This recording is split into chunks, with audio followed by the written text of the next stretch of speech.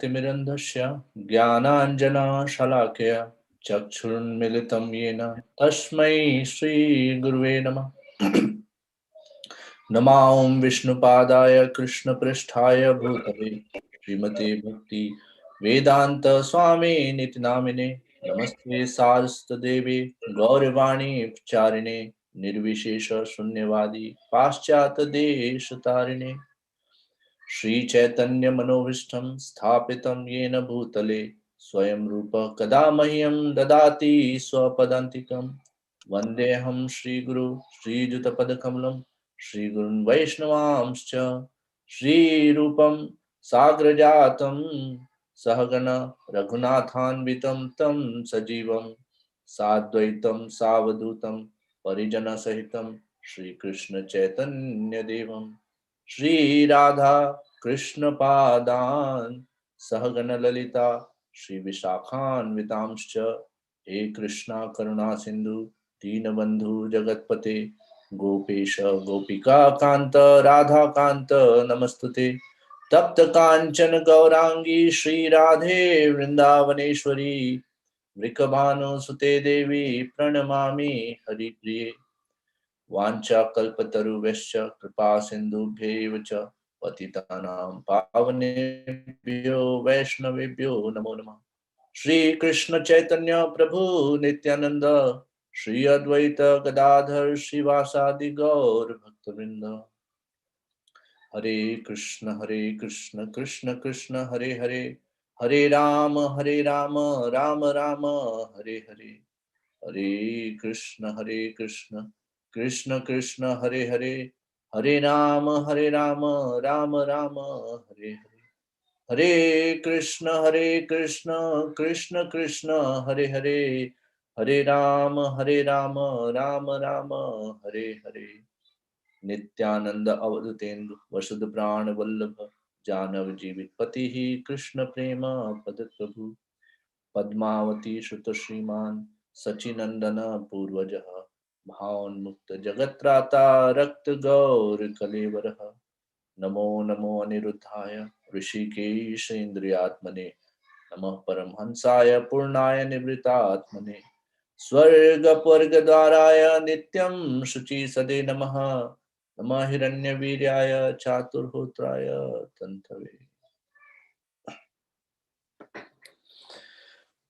So first of all, I'd like to thank Simeshwar Prabhuji for blessing me, giving me this opportunity so that I can purify my consciousness, I can do some study, I can do some reading, and can hear some lectures and then share something. Just like a parrot memorizes Ram Ram and then um, keeps on saying, right? Just like that.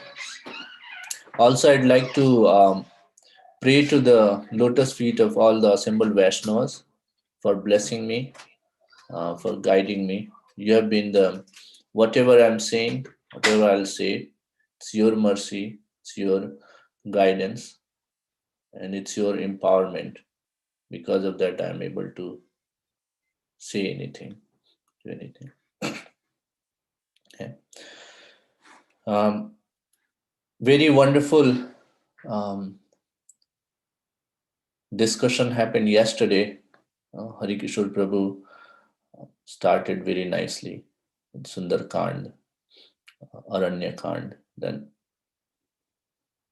Kiskinda Kand, and then Yuddha Kand.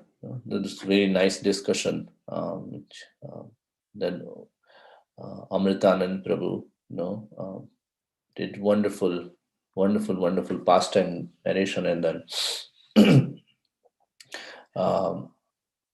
lessons from those pastimes. So I know after that kind of class, it's going to be lackluster. My whatever I'll say, but as Prabhupada says many times that when there is discussion about Krishna, there is Krishna Katha, Rama Katha. Even if it is full of truths. It's much better than a composition, a nice rendition, which is perfect um, from grammatical and uh, other from other angles, presentation, uh, oration, all those skills. Even if it is full, it is much. Um, it cannot match even a poorly synthesized discussion about Krishna Katha. Okay. um, so it has been wonderful discussion for last 6 days. We celebrated nicely Ram Navami, and today is Uttarakhand. Now, before we move into Uttarakhand, this is a very nice verse from Sundarkand Mangalacharana by Goswami Tulsidas ji. Srila Prabhupada also quoted it few times, and it very nicely puts in position um, Ramchandra. He very nicely glorifies Ramchandra ji. Um, if you know the verse, please sing with me. Shantam Shashwata Prameya Manakam Nirvana Shanti Pradam Brahma Shambhu Fadindra Shebhyam Nisham Vedanta Vedyam Vibhum Ramakhyam Jagadishwaram Surgurum Maya Manushyam Harim Vedam Vandeham Karunakaram Raghuvaram Bhupal Chudamadim. What it's saying is, it's glorifying the virtues of Sri Ramchandra ji. He is Shanta, Shashwata. So he is ever existing. Prameya Managam, Shanti, of Nirvana, and then Shanti. And Brahma Shambhu Fadindra Shebhyam. He is the one who is served by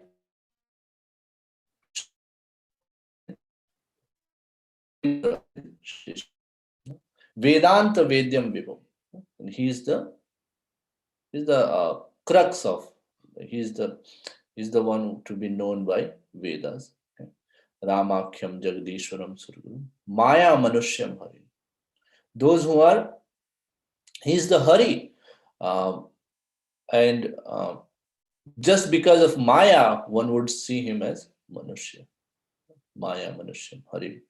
Vandeham Karunakaram. He is the ocean of mercy. Raghuvaram. And um, he is the supreme most in the Raghukul. Bhupala Chudamadim. He is the best among the kings. So with that meditation, so far in this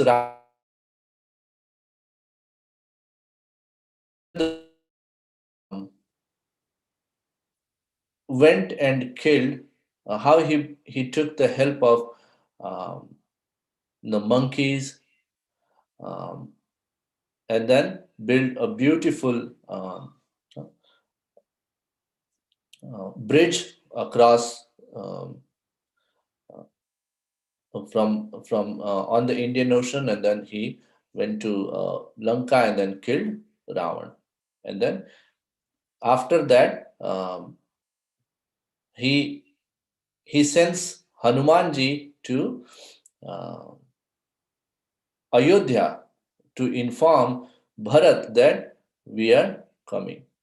And then, when Bharatji says, okay, yes, please, we are waiting eagerly. And then because it will take so much time, very nicely, yesterday um, uh, Amritanand Prabhu described then how he actually uses Pushpak Viman to go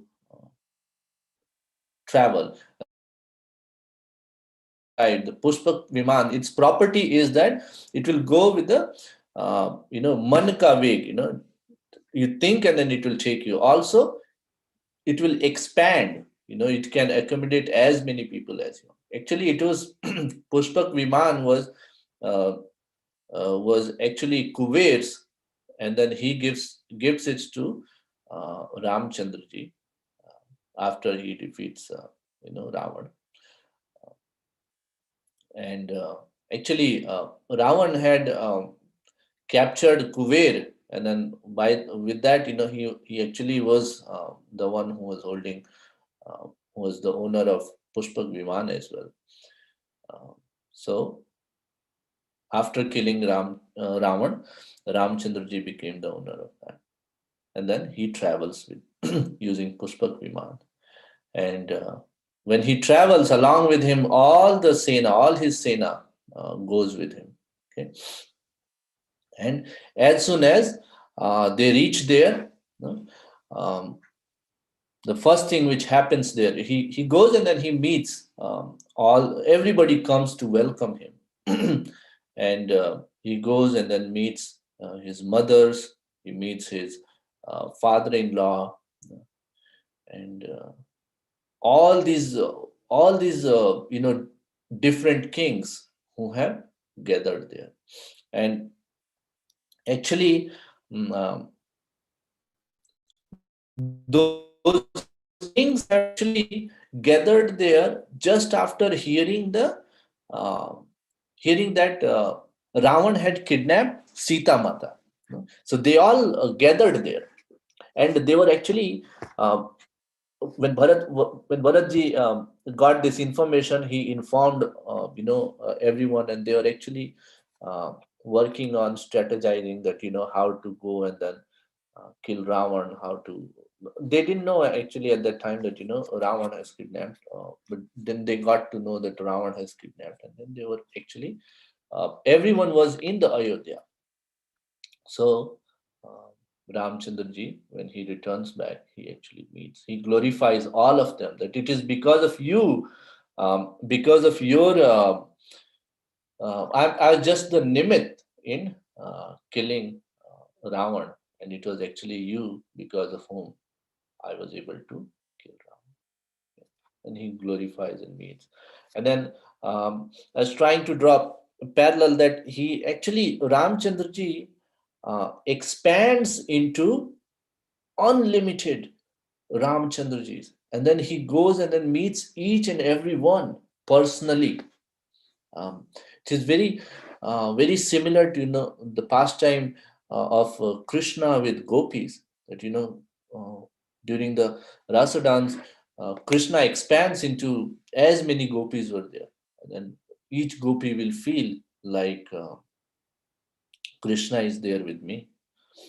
So similarly, in this instance also, Ramchandraji expands into as many people as were there, and then he goes and then personally meets them, and then um, he retires and retires to his room. He goes to his palace, and then before he goes to his palace, he goes and actually he knew that Mother Kakai would be very sad because it is she because of whom he had to go for vanavas, go in the exile. So he, before going to his palace, uh, Ramchandraji goes to Mother Kaikai's palace and then meets her, greets her, makes her comfortable. And as we were discussing yesterday, also, Harikishore Prabhu mentioned about Maryada Purushottam, and then very nicely Amritanand Prabhu defined Maryada means the limit, or the daira, or the boundaries, and Ramchandraji is um, the epitome of how one should behave in each and every relationship. That's what his life has been. Anukaraniya, no? The one which has to be followed. And how a king should be, how a father should be, how a mother should be, how a husband should be, how a brother should be. So that's what he does. And then after this, his coronation happens. He he becomes established as the king. And what we'll do actually today is that we'll go through, and then for each of these different sections, we'll try to narrate few stories. Um, so his so when Ramchandraji is established as king, uh, because he's you know we all know from Bhagavatam what kind of kingdom happened, what kind of Rajya was there, what kind of kingdom was established when Yudhishthir Maharaj, and then it's compared to Ram Raj. In fact, anywhere, whenever there is happiness, we try to call it as, okay, it's Ram Rajya, Rama Rajya, kingdom of Lord Ram. It was so because everyone was so happy. You know, death was very afraid of entering into Ramaraj. There was no um, um, death will not approach a younger one. Death will not approach a adult. Death will not approach a middle-aged person. It will come only in the timely fashion. Um, a wind will blow like it's always a spring season. Vasant Ritu. It will be always like that. Earth will produce ample amount of grain. There's no plowing needed automatically. Um, Rivers will produce ample amount of jewels, and then the water will be nice and sweet. And it's described so much so that that a lion and a deer will drink water from the same ghat, same place, and one will not attack another. It was like that. There'll not be any. There's no place for enviness. There's no place for anger. It was not like that. It was the supreme. Everybody was just happy, very very happy. In fact, it was so much so that before I go there, so I'll narrate a story related to that. Then how much it is. But when all this, Ram Rajya was established, then Ramchandraji actually. Uh, all these kings who were actually there, gathered there for welcoming him. Some were already there, all these monkeys. So now Ramchandraji uh, thought that, okay, now it's time that they should go and take care of their affairs too. So he started with, first he sent off Maharaj Janak. He thanked him, and then he actually said that now it's time that you go take look after your kingdom. And then um, when he was actually sending off these um, kings, uh, Ramchandraji was following very good example of, he was doing two things. One, he was giving a return gift, and he was sending somebody along with him. So in case of Ramchandraji, he said, in case of Maharaj um, Janak, he sent Bharat and Shatrugna. In case of then Kaikai Naresh, uh, was his Mamaji, his maternal uncle. He sent Lakshman with him. And then with all of them, he'll give abundant amount of jewels, horses, elephants, all those things. So that's a very very nice example which was said that somebody is going to see off and then gift. And then in case of Janak Maharaj, when he got all these gifts, he because he was father-in-law, so he did accept. Now he cannot say no, but he accepted those. But because he had given his daughters in charity, to this family. So he said that, okay, I accept Ramchandraji, Lord Ram, your offerings, and now I'm giving it back to my daughters. So please give it back to them. It's such a wonderful, exemplary behaviors. And then similarly, he actually sends Sugriv and Lankesh, Vibhishan, you know, uh, back to their places, and then also gives them guidance that um, how to rule, how to take care. And to Sugriv, he especially mentions that, please treat Hanuman and um, Angad as your both of them as your son, and not take care of them very nicely. So that's what he does. Uh, so this is how all the kings were actually sent off, and then Ram Rajya was there established, and then everybody was very happy. Now, when Lord Ramchandraji um, would sit in his sabha, he will actually say that, okay, go ahead and then check if there is somebody who is here for nyaya, as nyayarthi, who is here for justice, because that's um, one activity of king, to make sure that nobody is troubled, um, everybody is receiving justice. And um, when Darbari will go and then find there'll be no one outside because everybody is happy. So in the Ramarajya, uh, because there's people did not have any problems, people did not have even any mental stress. So what to speak of other forms of injustice? So there will not be anybody.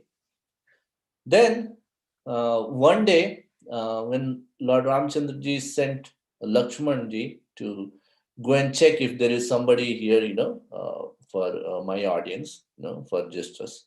So he went and he saw that there's no one. So he came back. He said, "No, my dear Lord, there's no one." So he said, "Go and look once more."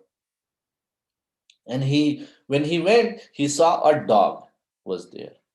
So he says, "Okay, fine." And then dog was looking at him and then barking. So he said, "Okay, fine. Do you have any problem? What do you want?" And he said, "Yes, I have a problem. I want audience of Lord Ram." Um, so he said, "Okay, tell me what is the problem." He said, "No, I'll tell only to him." So Lakshmanji went back and then reported that there is a dog who is a Nyayarthi, and he wants your audience. He said, "Okay, yes, go ahead. Please bring him."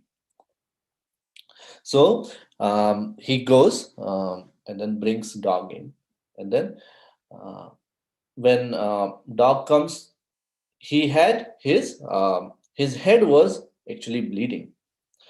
Um, so Lord Ram asked that what happened and what is your complaint, and he says that I was hit by a Brahmana and uh, I want justice. So he said, "Okay, fine. Who was the Brahmana?" So he tells, and then Ramchandraji, sends that Brahmana for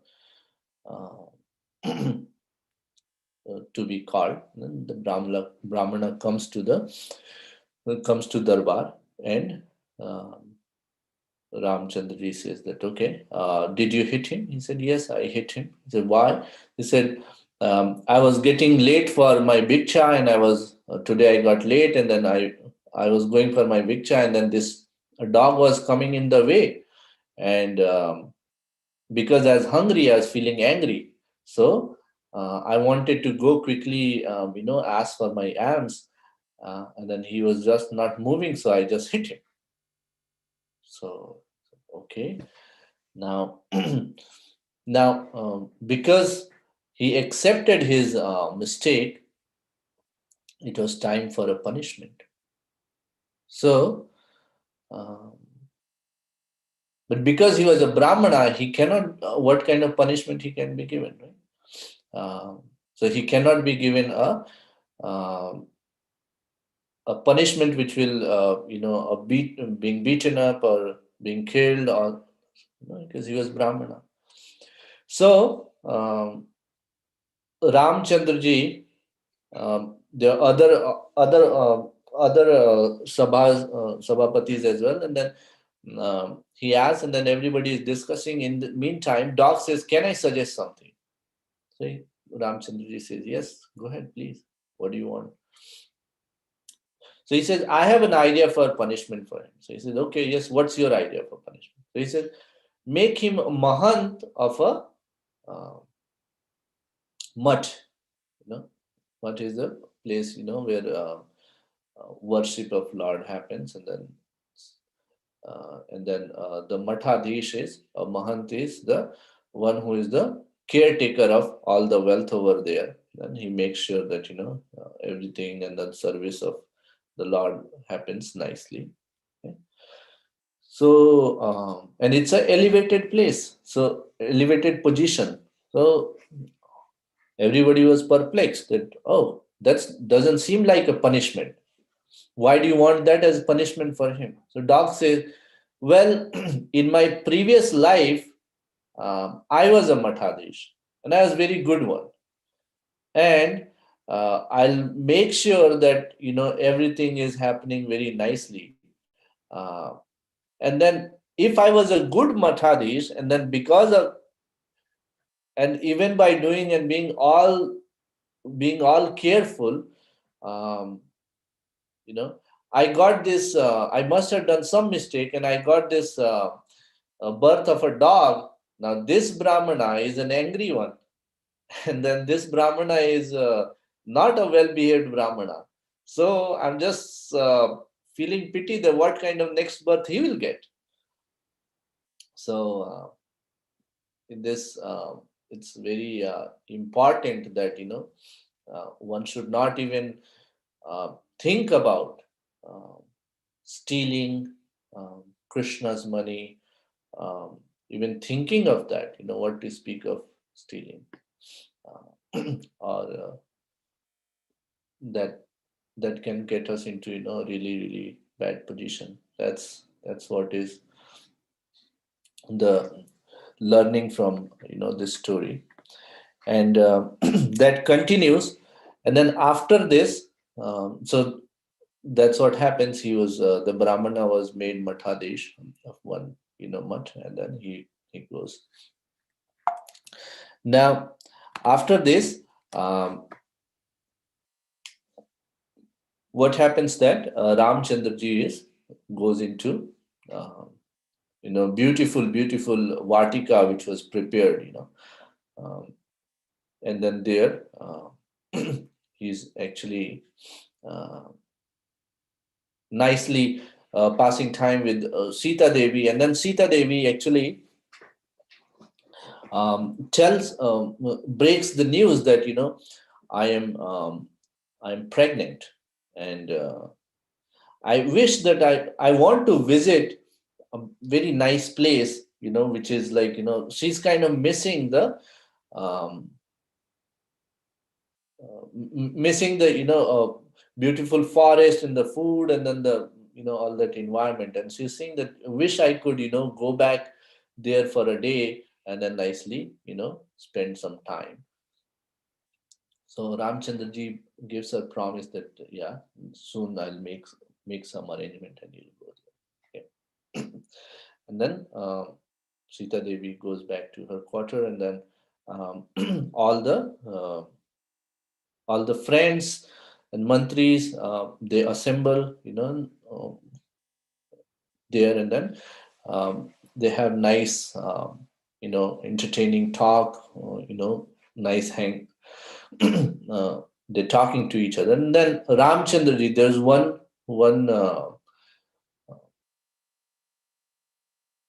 you can say spy. No, so kings will have spies, spread across their kingdom to make sure that they are getting to know what is going on in the kingdom. So there, Ramchandraji asked this spy Bhadra that please tell me that, and these are the lines actually in Valmiki Ramayana. please tell me what are the things which the um, praja or the people of my kingdom are talking about, and tell me good things and bad things both. Tell me good things so that I can continue doing those, and please tell me the bad things which I can improve on. So Bhadra tells, all the good things that, they're singing glories, they're saying that, there is um, Rama Rajya is so nice, there is no. uh, Tulsidas ji says, Daihik Daivik Bhautik Tapa, Ram Raj Nahi Kahu Vyapa. So Daihik, Daivik, and Bhautik, the Adi Daivik, Adi Bhautik, and Adhyatmik, all these three tapas, all these three miseries were not there in Rama Rajya anywhere. So that's what the people are singing glory of. Uh, so Ramchandra ji says, wonderful.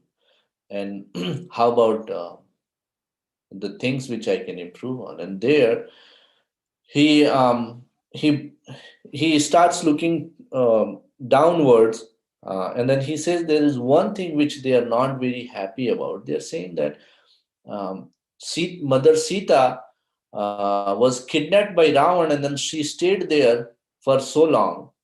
And how can after that a king accept, and then if accept her back, and then if king is accepting her back, then what answers we will have for our wives if they do that? If they go out, they stay out of the house in the night, and then they come back, we'll have no choice but to accept. um, yeah. There is another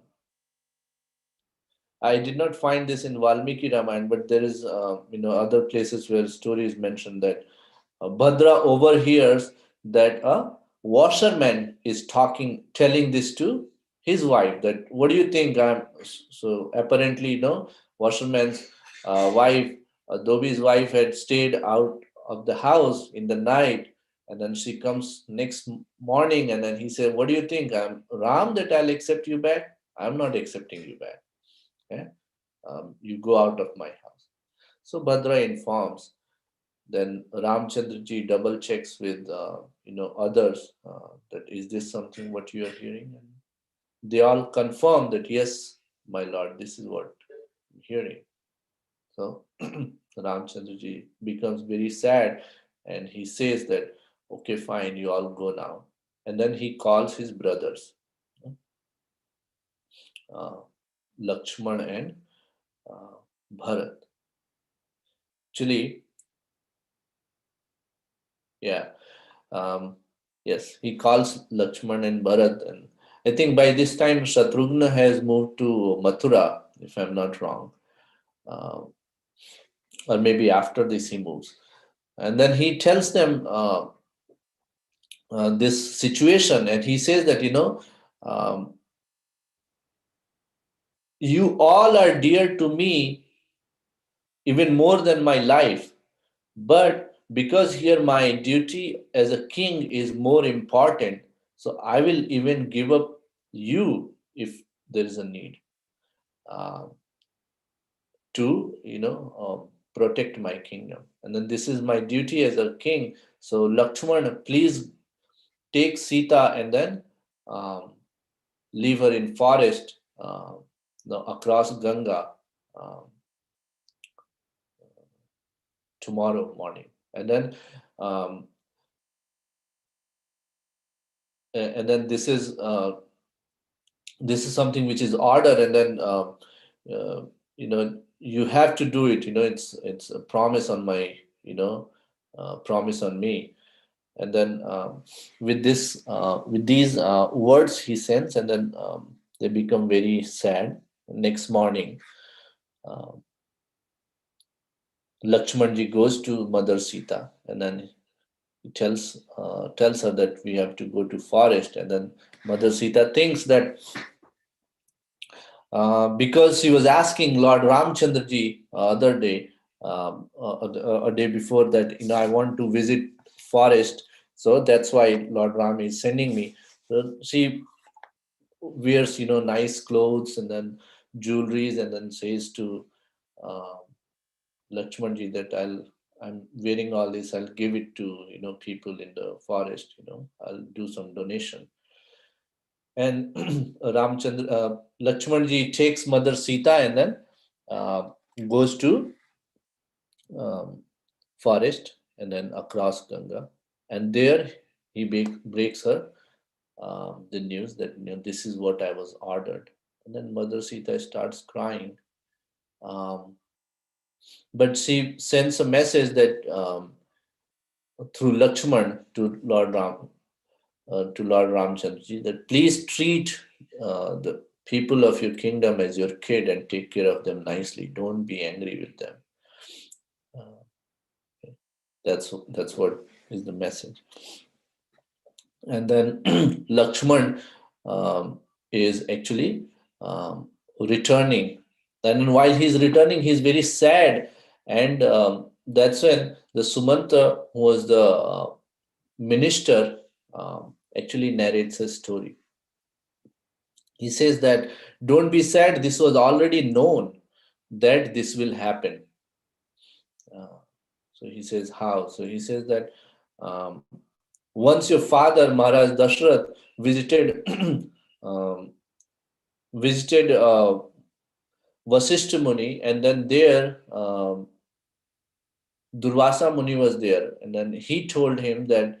So Maharaj Dashrath asked Durvasa Muni that please tell me what kind of life, how much, what kind of uh, you know life my kids will have, my sons will have. And there he said that your elder son, he'll live long, he will rule the kingdom for 11,000 years, but he'll not have a he'll always have separation from his wife, and that is because of a curse that one time there was a um, Devasur, battle, and then in that battle, all these Asurs, when they were being killed by Devatas, they actually went and hid into Bhrigu Muni's ashram. And when they hid into Bhrigu Muni's, they approached Bhrigu Muni's ashram, and out of compassion, Bhrigu Muni's wife gave them shelter. And when Lord Vishnu got to know about this, he actually took out his Sudarshan and then chopped her head. And then Bhrigu Muni became very angry. And then he cursed Vishnu that you will, when you'll take birth, you'll have to take birth in a um, human form, and then you will have separation from your wife, and then you'll know my pain. So that's Lord Vishnu actually accepted. Um, Actually, he was initially he didn't react, but then Bhrigu Muni did a lot of tapasya to ensure that he accepts. And then Lord Ram accepted the curse, and he said, "Okay, fine." And then Bhrigu Muni started feeling bad, but he says, "Don't worry.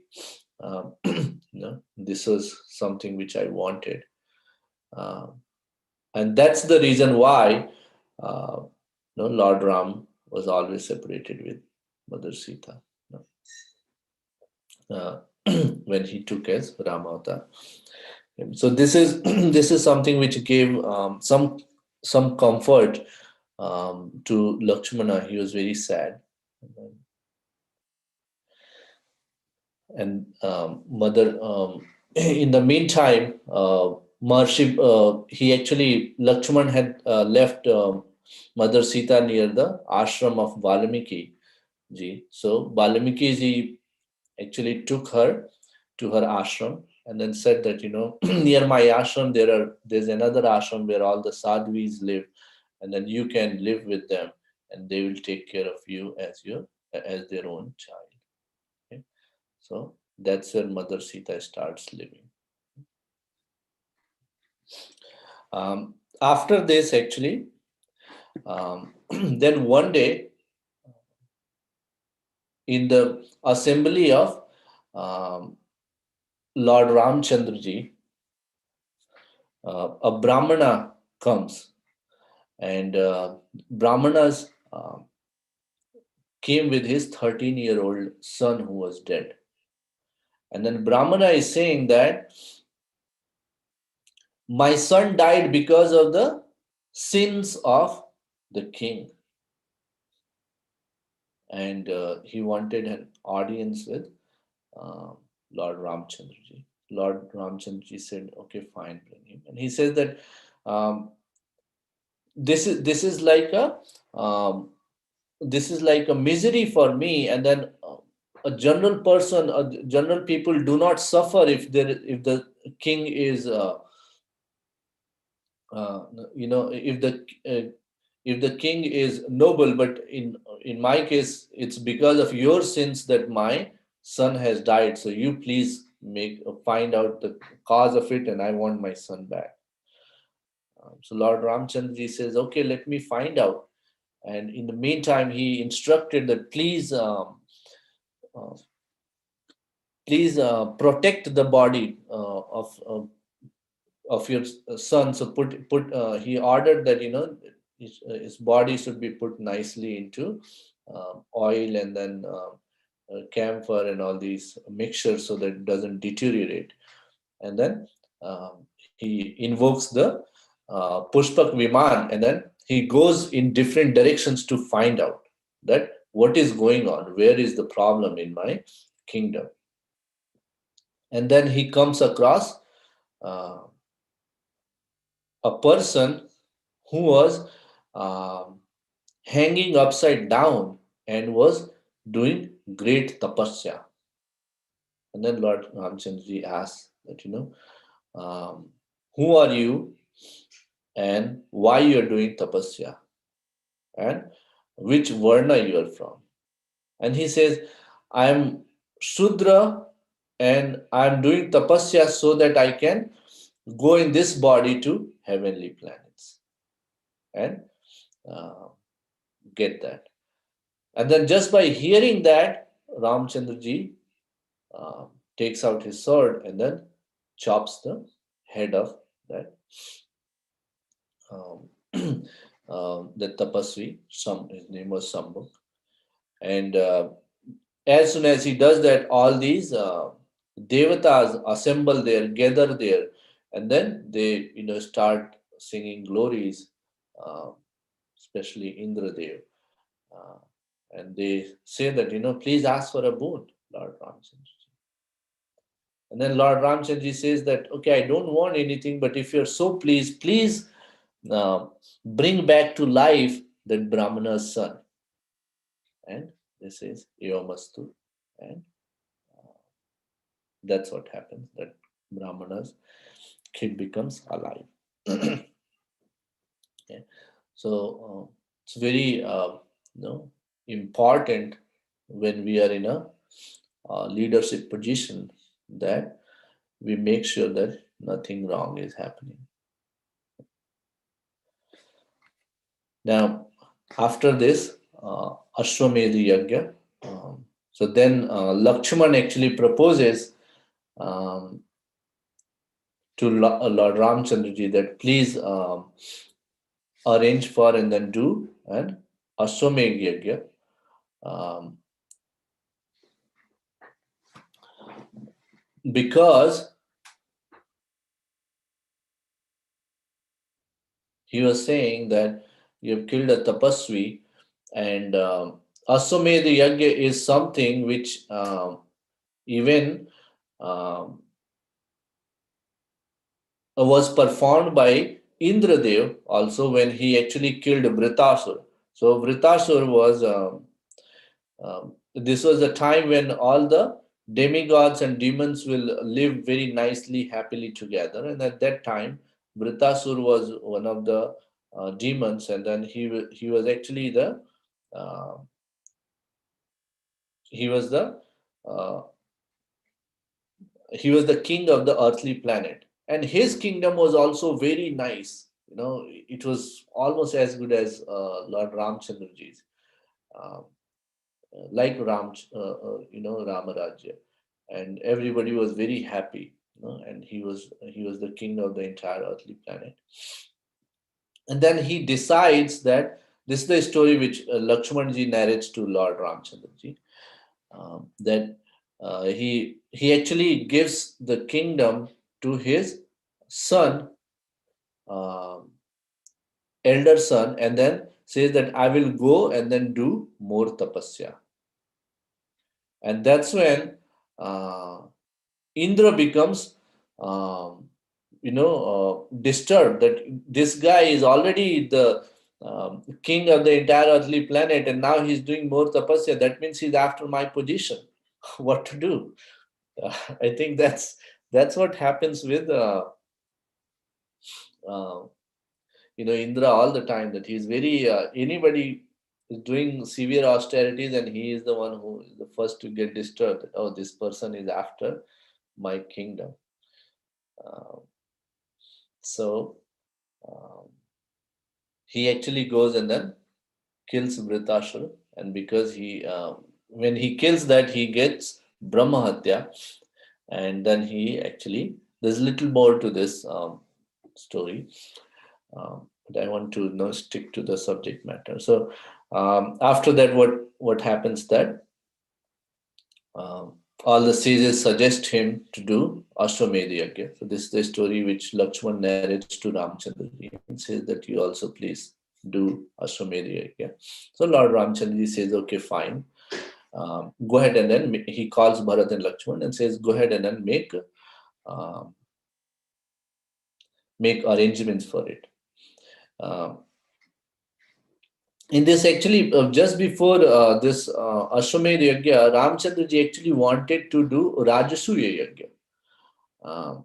But Maharaj Bharat actually tells him not to do Rajasuya Yajna.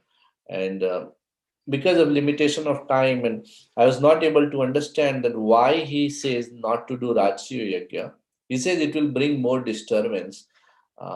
We maybe we can take this as a assignment. I'll also do some research and try to find out the why he was actually suggesting not to do Rajasuya Yajna. But then they decide on Sumedhyakya, and then all the invitation goes out, all the arrangements start happening. And by this time, um, Love and Kush were actually um, old enough, and um, Valmiki ji has um, taught them this entire Ramayana, nicely composed, um, and then nice composition, and then lyrics, and then they have already nicely memorized. And then in this Aswamedh Yajna, Valmiki ji also comes with his other disciples, and including Love and Kush. And he instructs them that go and then sing this Ramayana to everyone every day, and including Lord Ramchandraji. And then if he asks who are your fathers, just tell them that you are my disciple. Okay. So they say, okay, fine. And daily Lakshman, Love and Kush will sing very nicely this Ramayana. And when they will sing, um, everybody will look at them and say, look how beautiful they are, and are they not looking the um, exact copy of Lord Ramchandraji? If they don't have this jata in your head, in their head, and then if they're decorated nicely in the kingly garments, they will look exact replica of Ramchandraji. They start noticing that, Love and Kush. Uh, and even Lord Ramchandraji, by hearing their narration, will become very happy, and then that Vatsalya Bhav will come in his heart. He'll feel, and of course he's the Lord, so he knows all that. Um, and then during that narration, it becomes clear that they are the uh, sons of Mother Sita. Uh, and then by this time, everybody wants to have Mother Sita present there again. And then Lord Ramchandra ji actually asked Valmiki ji that um, can can this happen? And Valmiki ji says that I give you my word that Sita is pure. I give you my word that um, if I have never spoken a lie in my entire life, and if I'm telling you lie, then I don't get any benefit out of that. All the punyas are eradicated. But I'm also Trikaladarshi, so I can see, and then I can read her mind, and with all that, um, I he guarantees.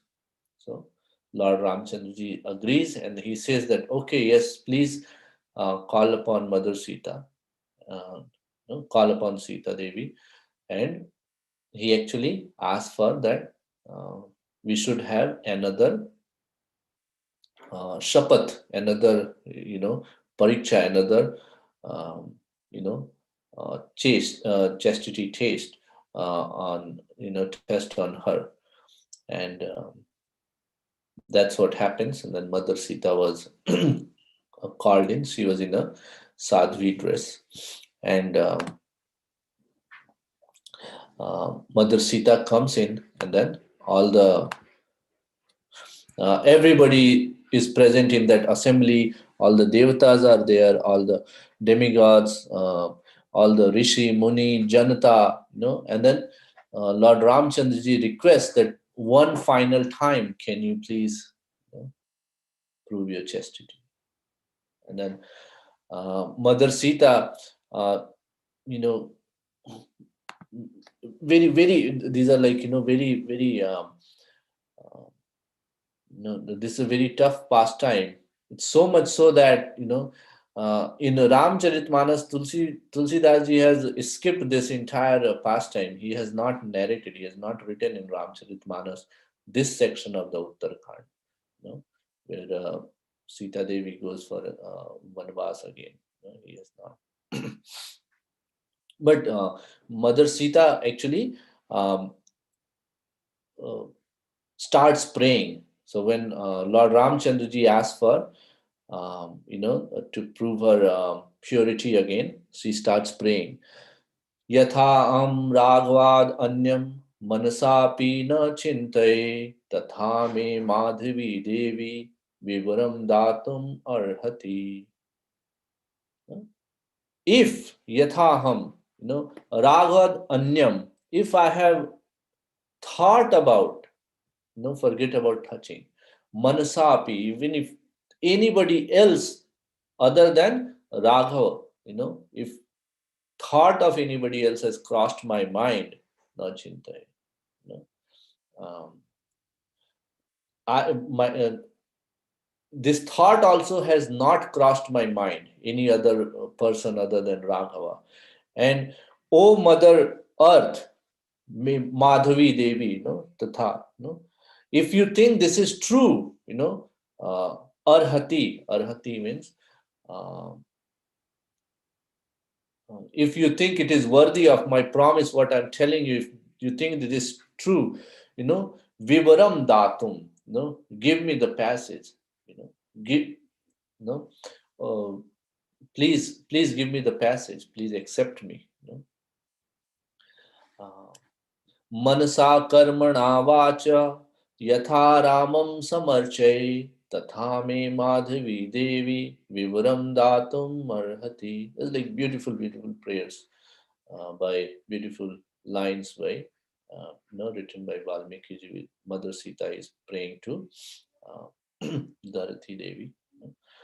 Uh, Man, by my actions, by my mind, by my deeds, by my um, words, tha ramam samarchaye, some archaye, some means always, archaye means worshipped, If I have always worshipped Lord Ramchandraji with my deeds, with my mind, with my words, with my action, then, O Mother Earth, please separate and then give me passage.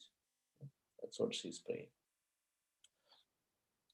Yathaitat satyam uktam me vedmi ramat param nacha tatha me madhavi devi vibram datum arhati.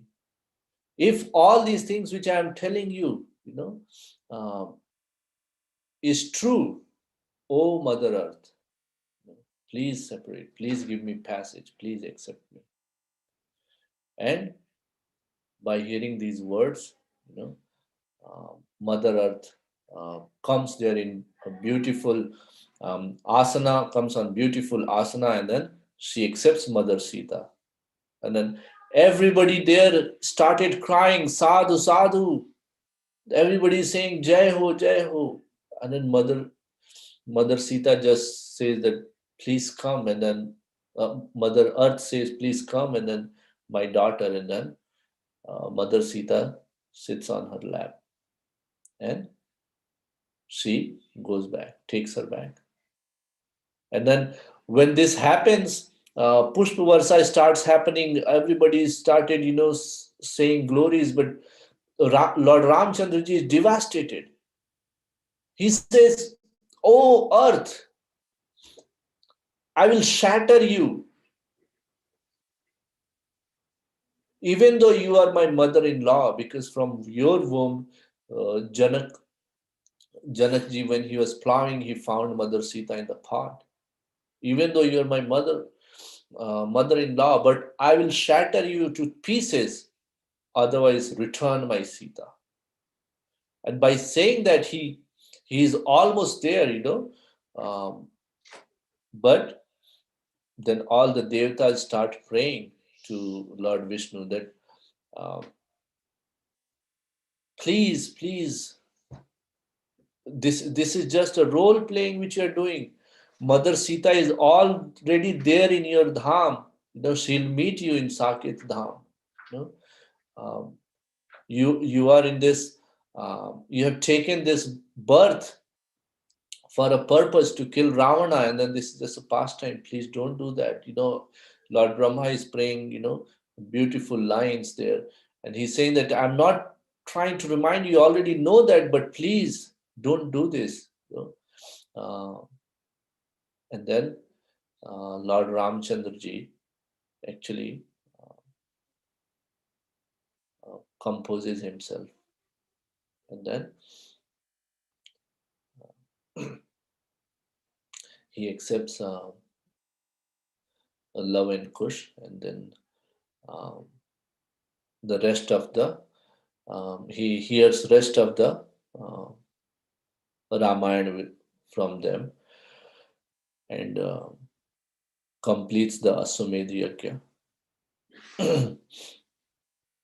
And this is like the climax of Uttarakhand. After this, then after some time, he gives kingdom to Love and Kush, and then with all the Ayodhya Vasis, he enters into Saryu Nadi, river Saryu, and then goes back to Saket Dham.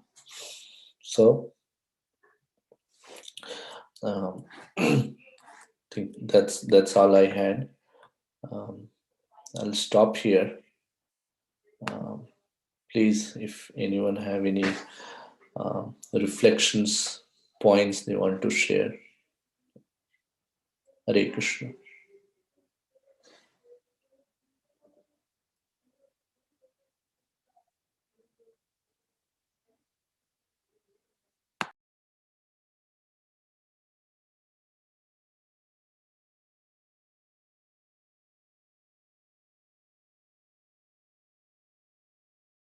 Hare Krishna, Akhilesh, Krishna Prabhu. I think you're muted. Hare Krishna, Prabhuji. Yeah, very nice class. I just want to I was just thinking, in the Uttarakanda, is this the ending or do they speak about how Ram and Lakshman ended their pastimes? Yes, Prabhuji. After that, there is little more to it. Um, that um, Lakshmanji is actually how he actually you know was cursed, and then he first Lakshmanji leaves his body, and then after that, Ramchandraji. So there are a few more chapters to it, um, but I thought that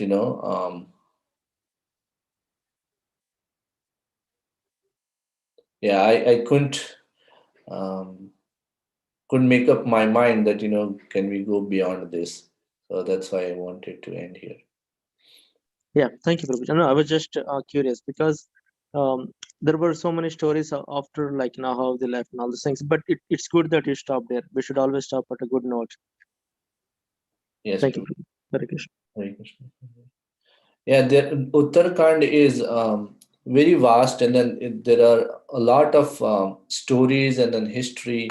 There is also, Pururva story, Ravan's history, how he captured, uh,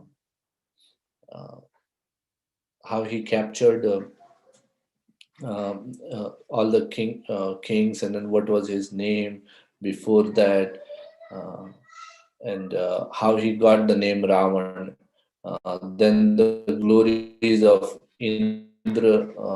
Indrajit is there.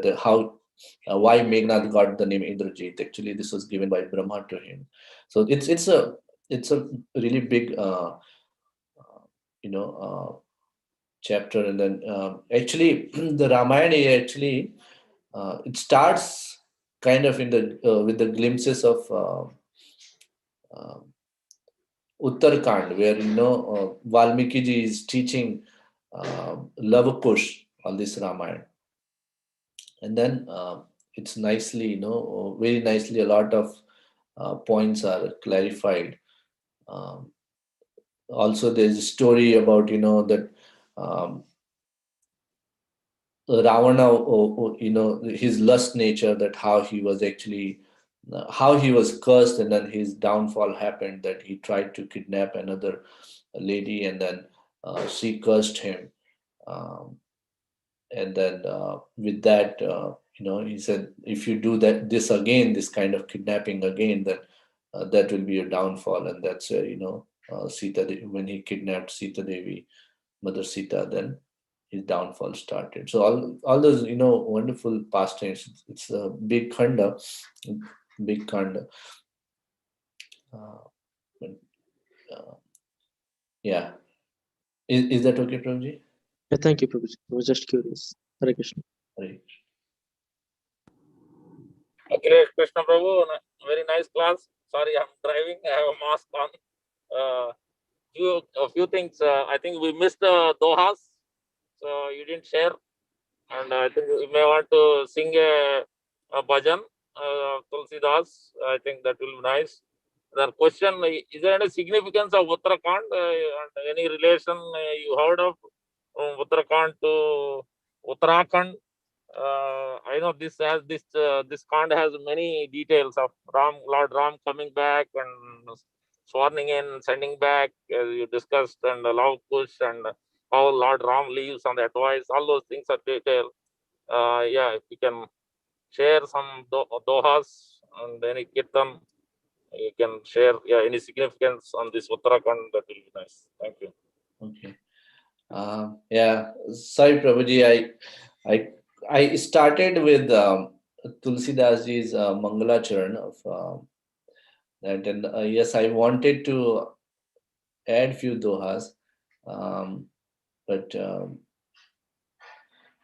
only one I was able to say was Dehik Devik Bhautik Tapa Rama Raja Nahi Brahmo Kya.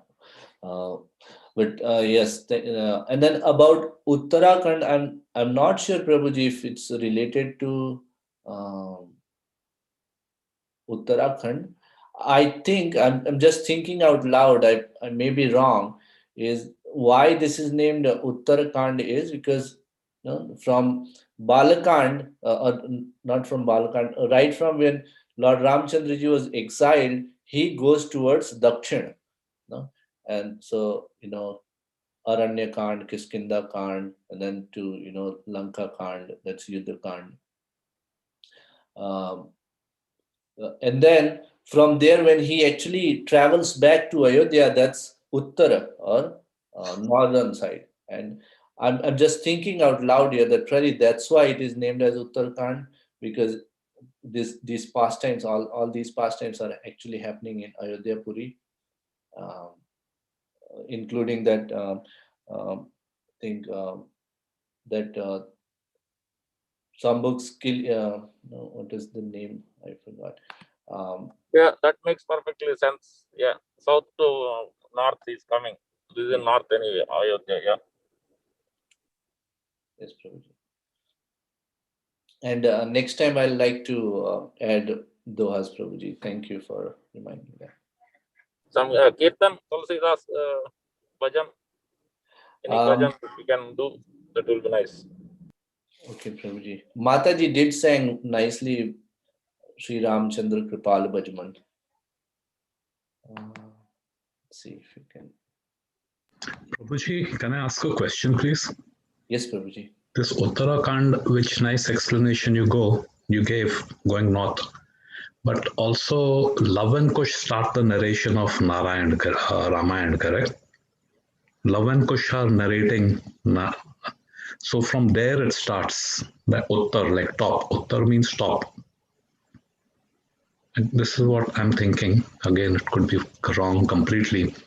But from when Love and Kush are narrating, and that's where the entire Ramayana flows from. And they are narrating what they heard from Valmiki. So Valmiki had told them about the Balakand, and then later on, whatever Yudhkand, total, the whole story. So Uttara means from the topmost, though logically or sequentially it comes at the last. From Balakand, and then ending is Uttarakand. But Uttara, if we look at the meaning as also top. Okay. So from that perspective, is it? But yeah, we can do some study and find out why Uttarakhand. Right, Prabhuji. Yes. Yeah, I'm not sure. Uttar also means answers. That's another meaning of Uttar is. Answer. Yeah. Good point. But also there is a meaning actually. Uttara means Shesham. Shesham means after. Uttara. Uttara means Shesham, or also there is top. There is also Shesh. What happens after? After, Uttara. So that's it came as an Uttarakhand, not Uttarakhand. Uttarakhand means what happens after. The Shesh. So that's it came as Uttarakhand. Uttarakhand. It's not Khand, it's Khand. Khand means Bhag. Bhag. Khand means Bhag. Kand means action, isn't it? Yeah. The activities which have like Kanda. The activities which happen,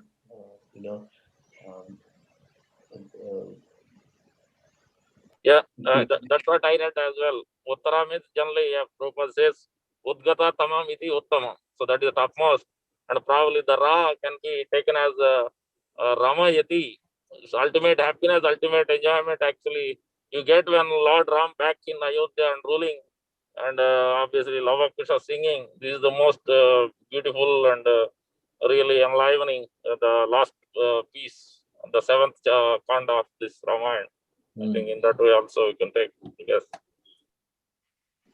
But obviously we have to get the authentic answer from the Valmiki or any other acharyas. Yeah.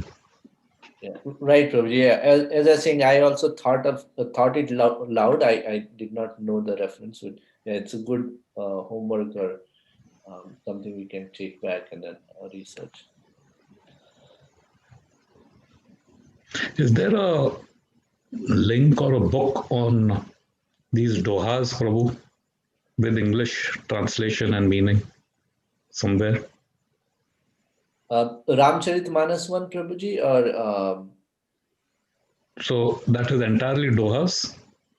Ramcharitmanas I have, Prabhuji, which is dohas, yes, and yeah, that's dohas, and It has, the one I have is Hindi meaning, but I'm pretty sure there would be English. English. Yeah. Okay, I'll look it up. Hare Krishna Prabhu. I think it's online also. Ramcharitmanas, if you can Google, I think it is online, and they have a Hindi Duha translation and then the English translation of it underline. Oh, wonderful. I was thinking more from the what would be a proper source, because on internet there are so many things available. So if there is a authentic or a bona fide, if we know of somebody or something. If you find something on the from the Gita Press, Prabhuji, that's Okay, yeah, Gita Press. Yeah.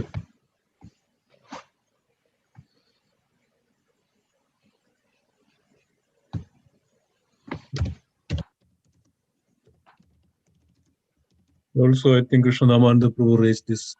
What is the significance? Who is it? Hare Krishna Prabhu or Krishnamanda Prabhu mentioned? What is the significance of Uttarakand? I raised it. Yes. You raised it. Yeah.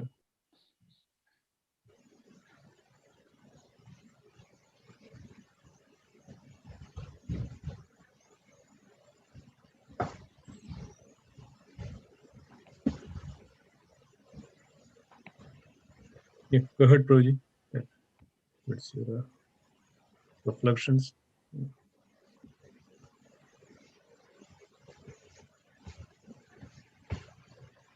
You're on mute, Prabhuji. Akhilesh Krishna Prabhu.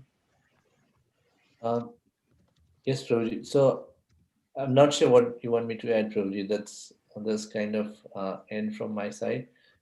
Anyone have any other points, reflections, then we can discuss. Otherwise, it's over to you, Prabhuji. It's quite significant, quite wonderful in terms of the duty of Lord Ram and how he takes care of the sages. How he, when Durvasa comes, how very nicely Lord is receiving Durvasa even. That's where the Lakshman's the cause of, and the Kala comes to Lord Ram, and that's where all wonderfully narrating, and the cause of Lakshman's departure. And even we can see that when Lord was about to leave, Lord Ramachandra thought of to give the throne to Bharat so that Bharat could continue. But Bharat was not accepting at all. Bharat said, no, I want to come with you. I want to accompany you. I want to follow you. Even Shatrughna. So that was that's the last portion of the Valmiki Ramayana that Lord was, hesitating actually, even when Bharata mentioned that. So now the question is now who is going to rule the entire Bharatavarsha and their kingdom. So then Lord divided, and one part is actually to love and another part is to Kusha. So Lord established both Lava and Kush as the kings of the entire Bharatavarsha. And then we can see that Lord then came to the bank of Sarayu. And then from there, Lord was going along with. So that time, when everybody, all the Ayodhya-vasis came, everybody. And everybody Lord took. Everybody Lord took. And then Hanumanji was there. So Hanumanji said, Lord Ram, yes, I want to come, but I like to hear, I like to see that your name is spread all over this world. Your name is chanted all over this world. And that your name, wherever it is chanted, that's where I see, I see the most, the Lord Ram yourself. I can see yourself everywhere. And most importantly, this Lord's Ram should flow, Lord's names of Lord Ram should spread everywhere, and everybody should take your name, Lord. So I would personally make sure that I would be here to see that. Yes, I would come when there is nobody, utters your name, your holy name, O Lord Ram. So Lord Ram was so touched upon these answers of Hanumanji. So as is mentioned that wherever the Lord Ram's name is spoken, Hanumanji is there. Wherever the names of Lord Ram is mentioned, Hanumanji is there. Wherever one who worships Lord Ram, Hanumanji is there.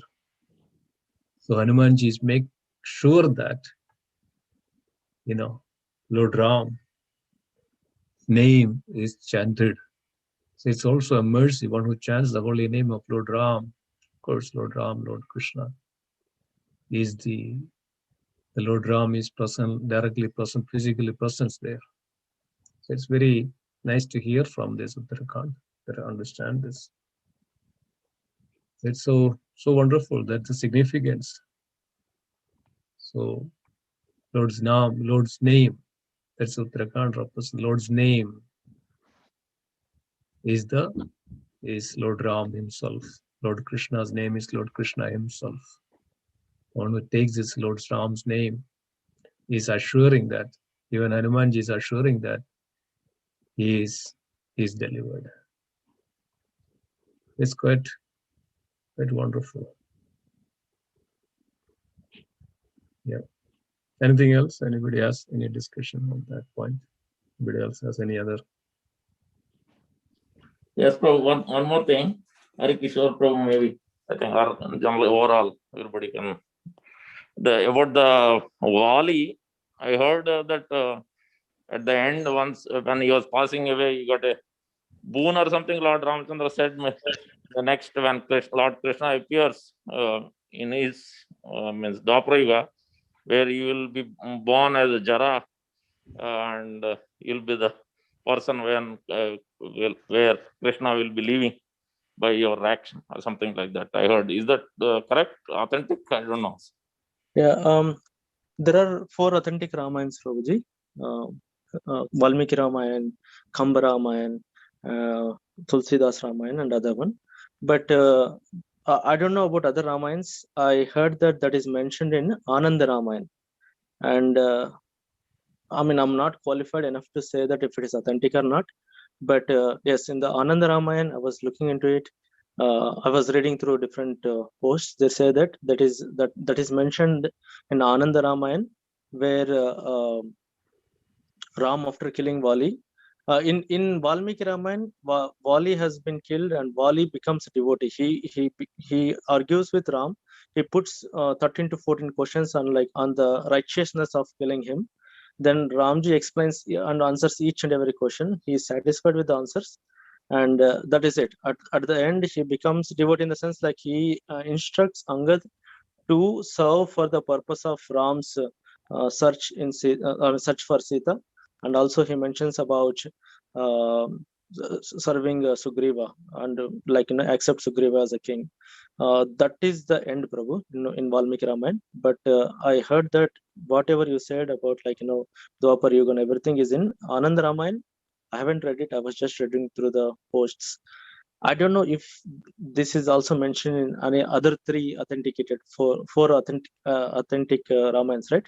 I don't know if they have mentioned it in other 3 of them. It's not there in Valmiki Ramayana. Okay. Did we hear anything from our ISKCON devotees presentation? I know I read from Valmiki Ramayana, it was not there, but I read online, but I was not sure authentic or not. That's why I was asking. Anyone else heard from our ISKCON devotees or any other acharyas?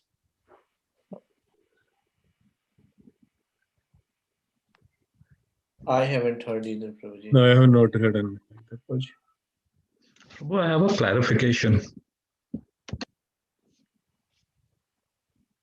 Yes, Prabhuji. We say Lord Ramchandra is the Purush, correct? Purushottam. But then Krishna also comes in the male form. So is it because Krishna is the Avatari and Lord Rama is the Avatar? Likewise, even Mahaprabhu is the Avatari. But then if that's the case, then how do we understand about Lord Buddha, he also is an avatar in the Purush form. So the significance of Lord Ramchandra, that title, he has come in the Purush form. Is it because he's Purushottam? Exemplifies what a human/male should be. That's what I was trying to understand. This is a huge, elaborate topic, Prabhu. I think you should give to ask Madhupati Prabhu and then come down in the line and try to understand. It's a huge topic. We have to understand the whole incarnations and their whole purpose behind to come to the full understanding of it.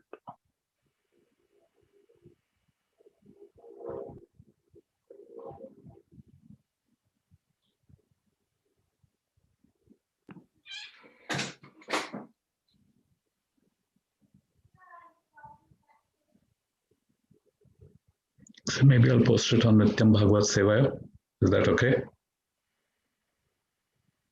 Yeah, I think that will be fine, Prabhuji.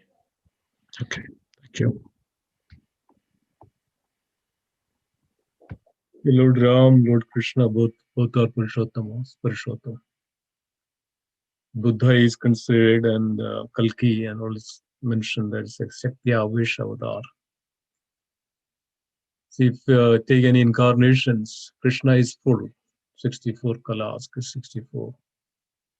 Rama is the next, any of this incarnation. Lord Ram, Lord Krishna, Lord Ram. They are full in all respect. But the Leela, of course, the Leela avatars, there are specific Leela, but the Purusha. It's like, as is mentioned that, right? I mean, the judge in a court and judge in a house, right? So also incarnation that came with specific functions. There is a chapter in second Kanda of Srimad Bhagavatam. So Lord came with specific functions. Lord Ram came with specific functions. And that just finished, and then stick to that specific function, that Maryada Purushottam. And then you look at, but Maryada Purushottam, yes, of course, that same Krishna. When you look at the Krishna, yes, of course, it's varieties, stealing the butter, at the same time protecting, stealing the clothes, and all these various leelas. So this covers complete, this covers Purna. So both Krishna and Rama same, Purushottam, no difference at all. But Rama came with the specific functions. That's the difference. But in the case of Buddha, it's also specific function, but Satya Vesha Avadar. And Kalki is also Satya Vesha. There is a difference of plenary expansion or expansions, or what is called. There is a expansions of expansions are there, and there are plenary expansions and expansions of plenary expansions. So that's why Prabhuji said it's a big topic to discuss about all these nicely. Yeah, I mean, Buddha came down, and Kalki is yet to come. Just to, Buddha, we know why Buddha came, and we know why Kalki is going to come. Just to annihilate. You're on mute, Prabhuji. Sorry, is Satyavesh avatar is the proper understanding and understanding that the Purush avatar, like Krishna, Ramchandra, these are what we call divine. I think let me confirm that. Purusha avatar is actually three. Okay, so they are divine conception, right? It's not by male and female union. No, it's not. No, it's not. And is Purush Shaktavashar, is that the understanding it's through male and female union? Shakti Like Avish means Gautama Buddha's parents. Gautama Buddha's parents. So is Gautama Buddha a divine appearance? Yes. Through male-female union? Yeah, of course, of course. That's a Shakti wish. So they also divine appearance, not through male-female union. They do. Gautama Buddha's the king. Yeah. Gautama Buddha was a prince, right? In uh, in uh, in Gaya, right? I mean, in the Bihar province. What is that place called? So Buddha appeared as the son of, I forgot the name, and they actually the horoscope, astrology said that he's going to become a saint. But the king was the father was not willing to, and they were secluded. They kept Gautama actually, and Gautama kept secluded and not to show anybody, not to go outside anywhere, not to interact with anybody, not to interact with any people. They thought that somehow, if he goes like that, so he will become, he'll go away from it. But destiny, the way, Lord's arrangement never works that way. They're thinking. So It's not a divine, no, Prabhu. My question is that a divine appearance? By divine appearance, I mean it is not through male female connection. What I understood is Krishna's thing was where through the mind of Vasudev. So there is no bodily fluid exchange. Like typically, all of us are born because of male female union. All of us, jivas, every jiva. So the Shakta Vesha avatar, I'm trying to understand the difference between one is yes, the number of qualities and the potency, judge at home and judge at work, Leela. So is even that Satyavesha avatar in that category? Because my understanding was the Satyavesha avatar, one of the differences because it's a male, female, but he has special empowerment from Krishna that's to what do a certain thing. that's what is it, sir. Yes. Okay, okay. In the case of Parshuram, right? Parshuram, yeah. Parshuram is a Shakti Avesh Yeah. avatar. So when Lord Ramachandra, broke the Trayambaga, the bow, Parshurama came. And then there is that time Parshurama was so powerful, Angry, yeah. angry and so powerful, and showing Yeah. that I would destroy everything. But the moment Lord Ram just had an interaction, and then Lord Ram absorbed the power from Parshurama. And now Lord Parshuram could realize that now I don't have any power anymore. So this is called Shakti Avesh. That means Avesha means to enter into. Avesh. Enter into the. So that's, great personalities are all in that category of Shakti Avesh Avatar. That Lord empowers. Lord's potency comes. Lord empowers. But that is not the, Leela Avatars is different. That's, of course, that's Lord comes down as ECPs or plenary portion expansions of it. But this is Lord empowering them to do specific functions. Yeah.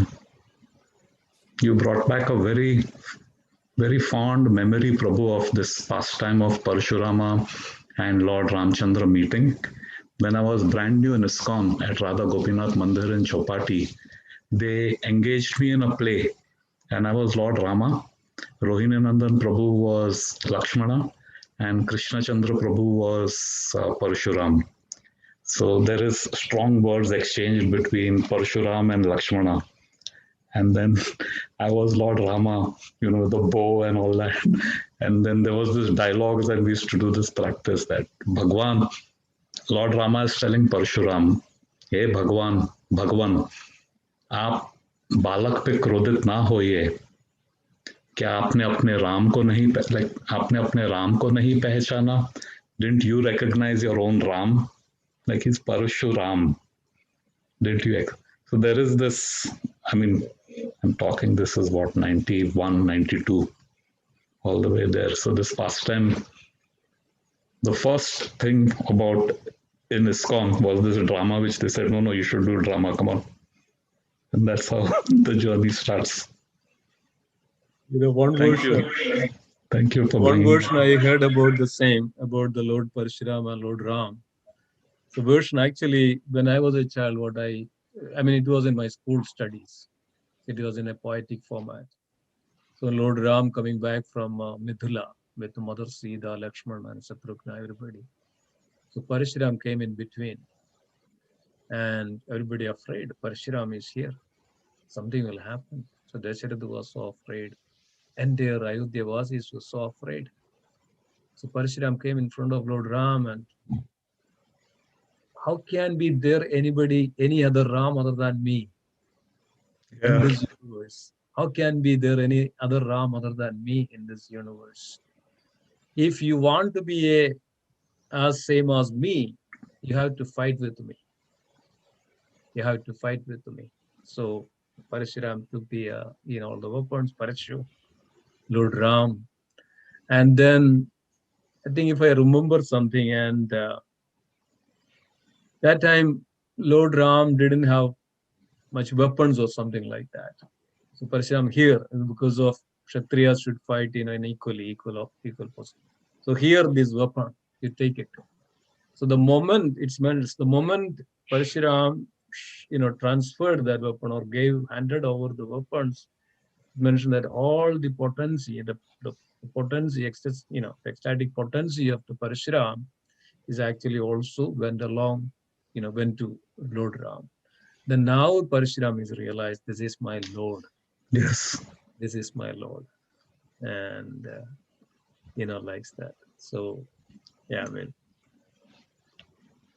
that pastime is so wonderful. That's why Parshuram is still there, still living. Parshuram is still on the planet. Hanumanji is still on the planet. Ashwatthama is still on the planet. We don't see it, but there is. Yeah. Wonderful. Thanks.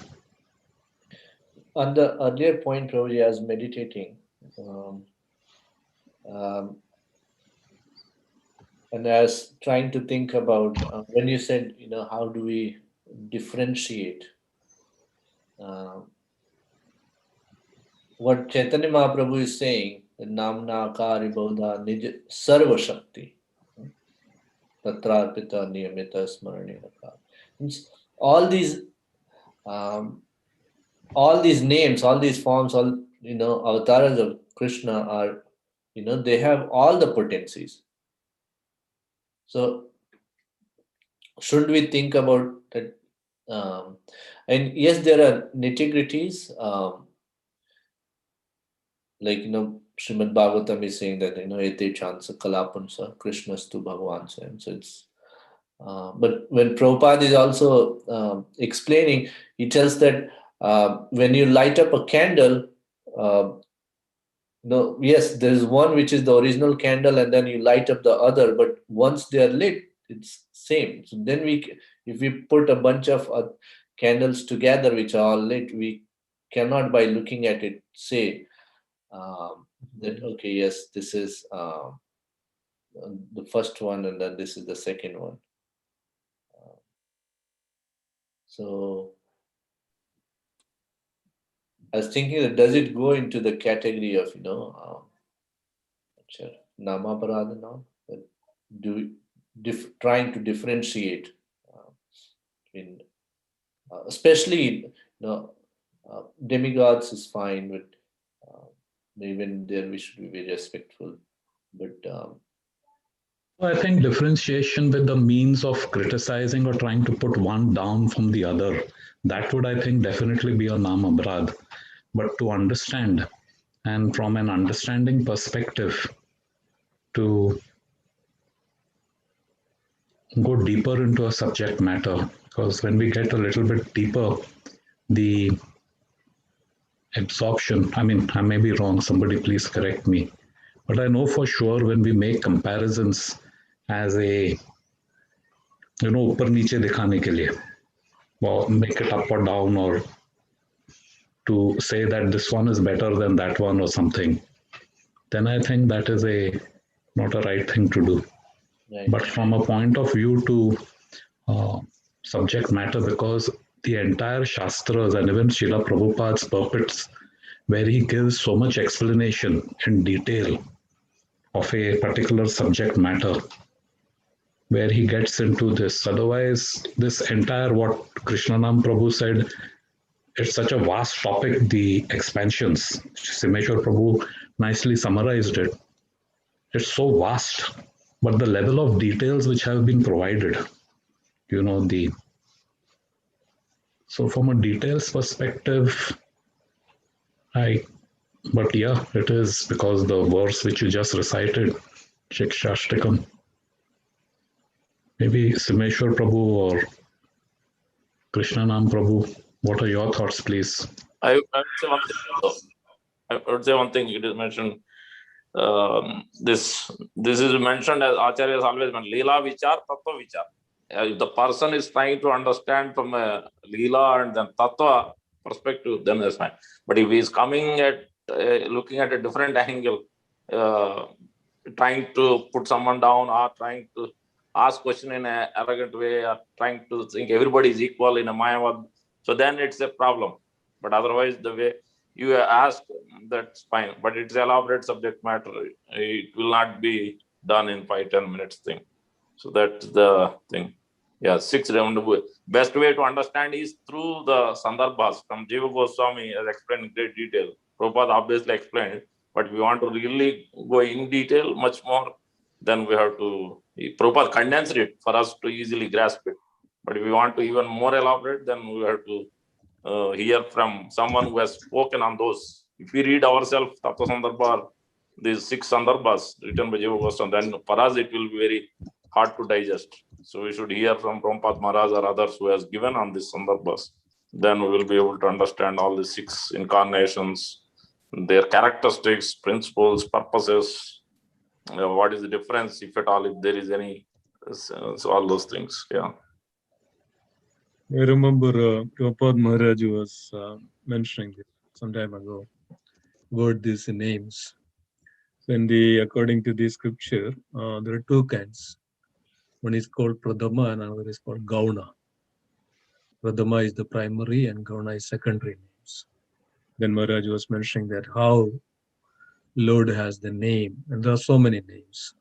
And even we know that 1,000 names of Lord Vyasadeva was just, it's not Vyasadeva, even, the Vishnu Dev was addressing to the Lord.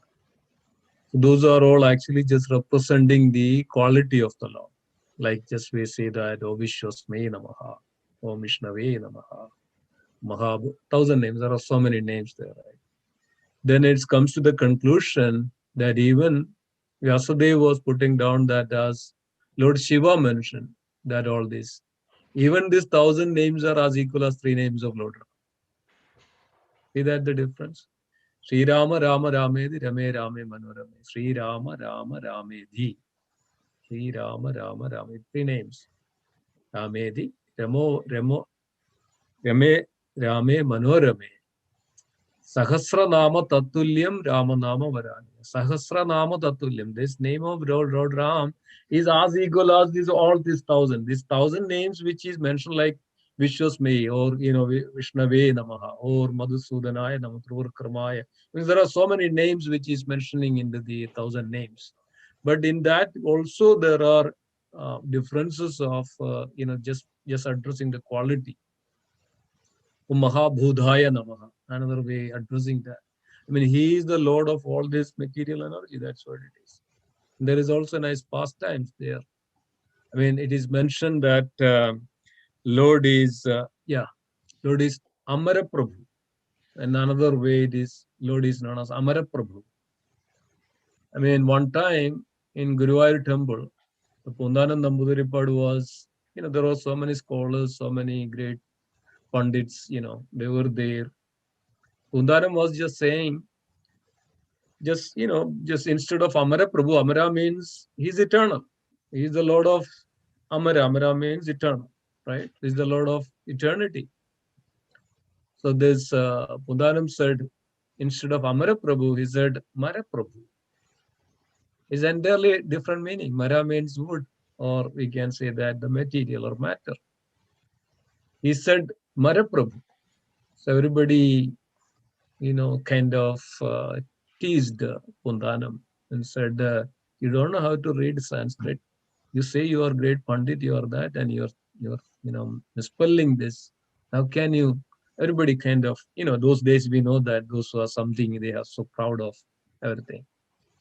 So this Kundana was very sad. And all on a sudden, from the temple itself, Lord, as everybody heard this sound from the temple itself, those days, it's not that as big as what we see now. So everybody could hear that, yes, Lord said, I am also Maraprabhu. I am also Maraprabhu. That means I am also the Lord of universe, Lord of everything. Not only that, I am Maraprabhu. So one who address, yes, Nandapur put that together, how we take it. How do we address it? Is that with the real spirit, real intention, real understanding. But our Acharyas also mentioned that these primary names as, all the potencies. It's Krishna himself. It's not different actually. It's Nama Purush. Nama and Rupa is not different. Right? Nama Chindamani Krishna. Nama Chindamani Krishna. Nama is Krishna. Chaitanya Rasa Vigraha, that name, Chaitanya, that Nama itself. Right? Bhinnatvam Nama Namino. Purna Shuddham Nityamokto. Bhinnatvam Nama Namino. There is no difference between Lord. So this one address the quality, at the same time the name of the Lord is the Lord himself. So in the question of these names, which name is, how do we take it? So of course that's why our Acharyas, Chaitanya Mahaprabhu, Lord Shila, what we should take the name. So we should take that one. Then don't underestimate or don't see that, okay, oh, this is better than that one. But Lord knows that according to the time, place, and circumstances, which is good for us. So in this age of Kali, Harinama, Harinama, Harinama eva kevalam. But this may not be the case in the Satyuga. Satyuga was meditating on the Lord for many names, maybe. So, it's what we need to do, what our Guru and Srila Prabhupada and our Acharya and Parambara gave us, just take it.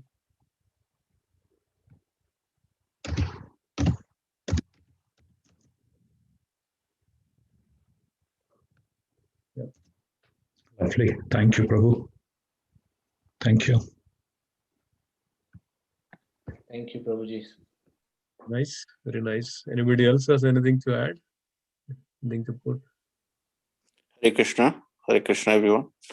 Dandot Pranam. Dandavat. Dandot Pranam. Just wanted to think about one pastime wherein, Sita Maya, when she was a child, she was playing, and in the place where, in the courtyard, she was playing, and Janak Maharaj is, watching Sita Maya's nice, beautiful pastime of playing, and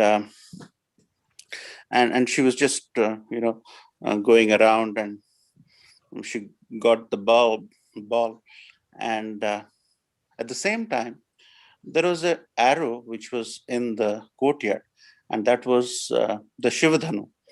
And Sita Maya just, without any, she just picked up the Shivadhanu.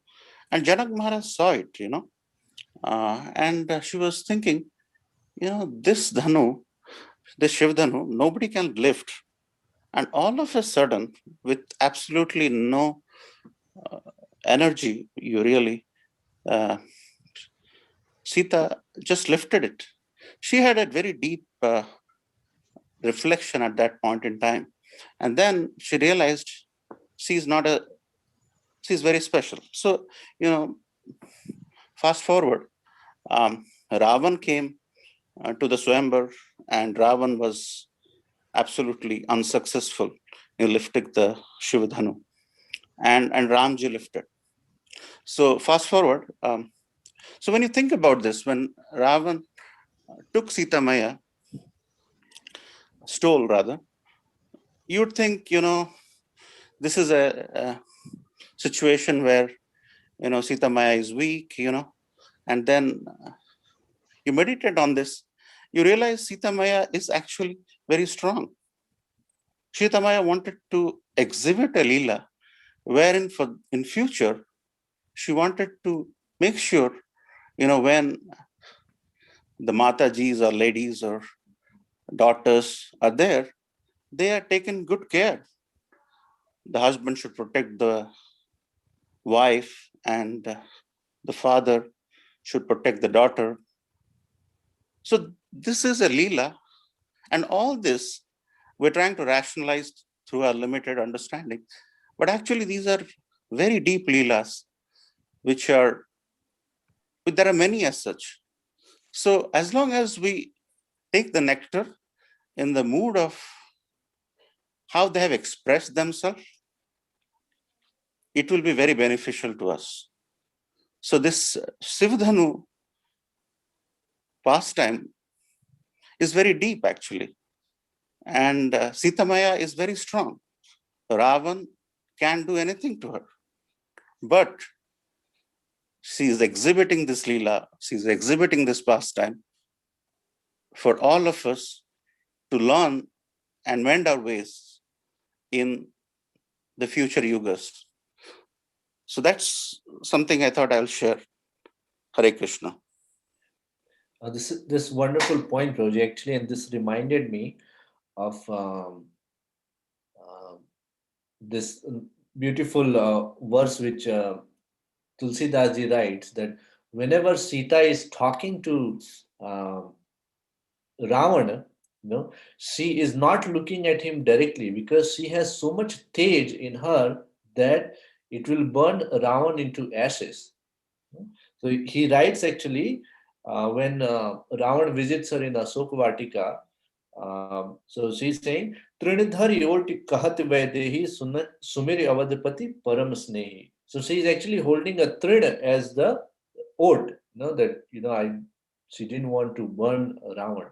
She wanted obviously to go through this all this pastime, because as Harikishore Prabhu was mentioning yesterday, that um, in a way Ravan, just like Jarasandha was acting as a recruiting agent to bring all these demons to Krishna to kill him. So similarly, Ravan first sent all his sons, all his brothers, all the demons, to let them get killed. Um, if Sita Devi will do that right there, then all those demons will still be there. Right?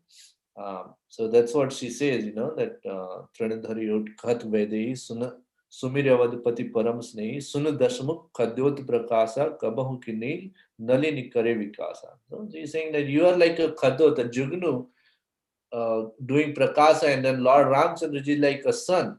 So can a Nalini, a lotus flower, blossom looking at a Jugnu's light? No, it only blossoms looking at the light of the sun. Um, so that infuriates. But yes, you're right, Roji. Sita Devi was very powerful, and Ravan could not actually bear her look. Um, Even Govind Prabhu has explained it very nicely in his book. Those that question answer book he has published. Yeah, the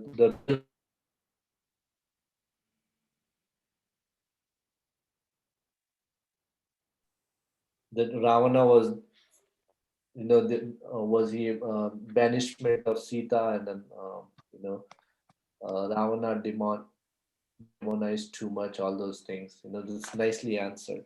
So in that, even this part where Sita was weak is answered. Actually, he has explained it very nicely.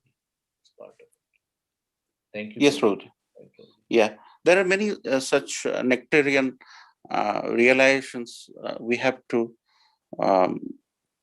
understand. But essentially, just hearing the Katha this few days, just with just hearing without any the spotless in the spotless Maryada Purushottam, just hearing is so soulful to our hearts.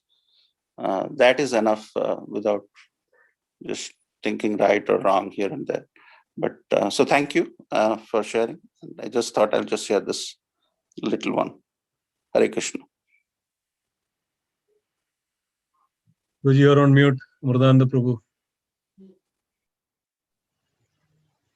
I think shouldn't that stage come when we are really being completely purified, where it's just the name, not just Katha, just the name will fully satisfy. But till such time, the whole concept of questions and answers, which all the acharyas, everyone else encourages, is my understanding is that we should reach that stage, right? To come to that stage where just the name, when it hits our ear, there's a lot of ecstasy. And till such time, questions, doubts, confusion, because who are we to understand what the name is, what the Leela is? Or like yesterday, Madhupati Prabhu's discussion with that iceberg. Most of us, I know for me surely, is just that little tip on top.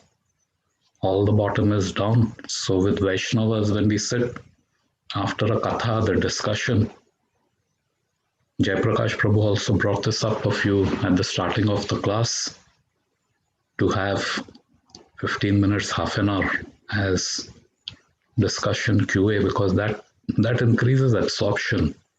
So yeah, I can understand the point which you made, Prabhuji, of just listening to it should be good enough. But I know for me personally that the name or katha doesn't have any effect. So to say that just listening is enough, because everything, whether listening or reading, it only brings out more and more questions. And I think that's the beauty for me. That's the whole beauty personally of Divya Gyan. It is also, I understand it is impossible to understand the whole thing. But whatever in the framework of the acharyas, the levels, the nuances, and that becomes more appreciative, or as Madhupati Prabhu said, the awe and reverence that this is what we are talking about. Hare Krishna. Yes, Prabhuji. Yeah. So, yeah, good points. So one thing on this aspect of listening. So what happens? We're living in this Kali Yuga, and there is an element of impurities. There is an element of lack of a true hero in our lives. So I was just trying to relate Ramji going into Lanka and into the enemy's territory, and inflicting that agony and whatnot, and then from the enemy's territory, unshackling everything. So and you might have seen some recent news episodes where a country, the two countries are at they're a bit not very friendly with each other, and then one country person goes into the enemy territory, and there is a lot of heroism. So Ramji, in this context, epitomizes a spotless hero, which we all are seeking. And so that's the reason why even thousands of years have passed, and on the day of Dasami and the day after, when the effigy is burnt, we still get that excitement that Ravan, who caused so much of mayhem, he is brought to justice. So, and then Ramji, who, when you think about this, skirmishes between these countries, where one country goes to another country and takes care of the enemy, like that, when this pure pastimes or leelas are spoken, it brings that element of jubilation. It brings that element of enthusiasm. It brings that element of hope we all are seeking in our spiritual lives. And in that context, it is very sweet. So So bliss aside, there is so much of positivity I get from this. So that's something I wanted to highlight with reference to the Leela part. That's all to Hare Krishna. Yeah, that's true, Broji. In the last Sunday class, Devamruta Maharaj was quoting Srila Prabhupada. I think that first Maharaj was mentioning about by listening is the better way to see the Lord.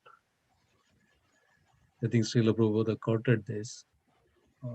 Even one may worship the Lord, but it may be more better way to see the Lord by hearing.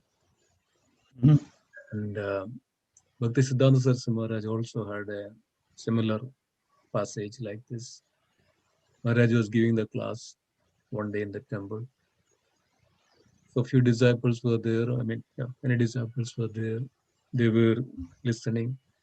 One disciple, when the altar is open in the temple, this disciple just got up, went into the altar, and just just pay the obeisances, bow down, close eyes, and then after a few minutes came back. So Maharaj, just little kind of in a chastising mood, asked, "Where did you go?" I said, "I went for darshan." So you went there, you close your eyes, you open your eyes, but I am here giving you the technique. I'm giving you the science and the technique to see the Lord.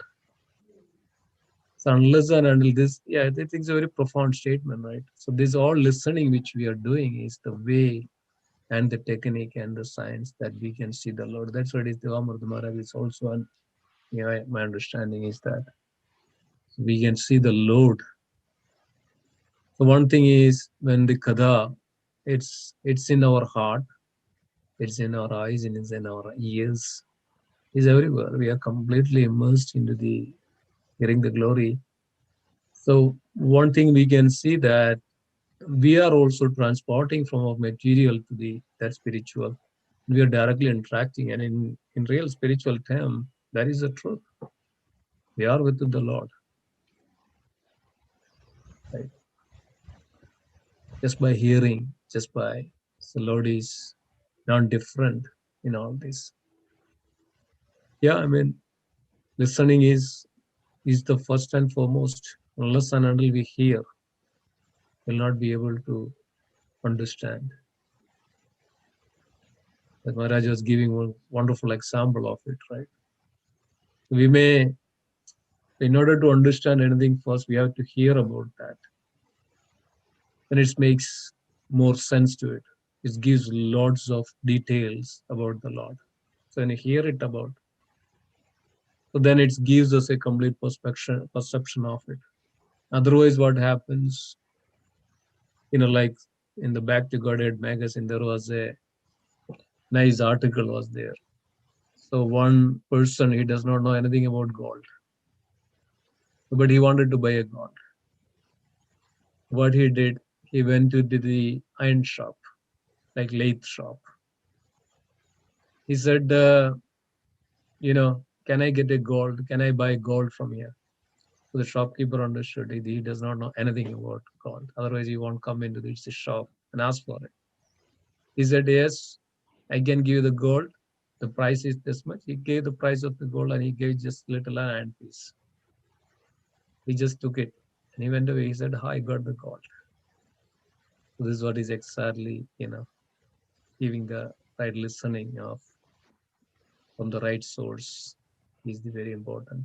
And that listening is to give us the right understanding, knowledge, so that we don't misunderstand.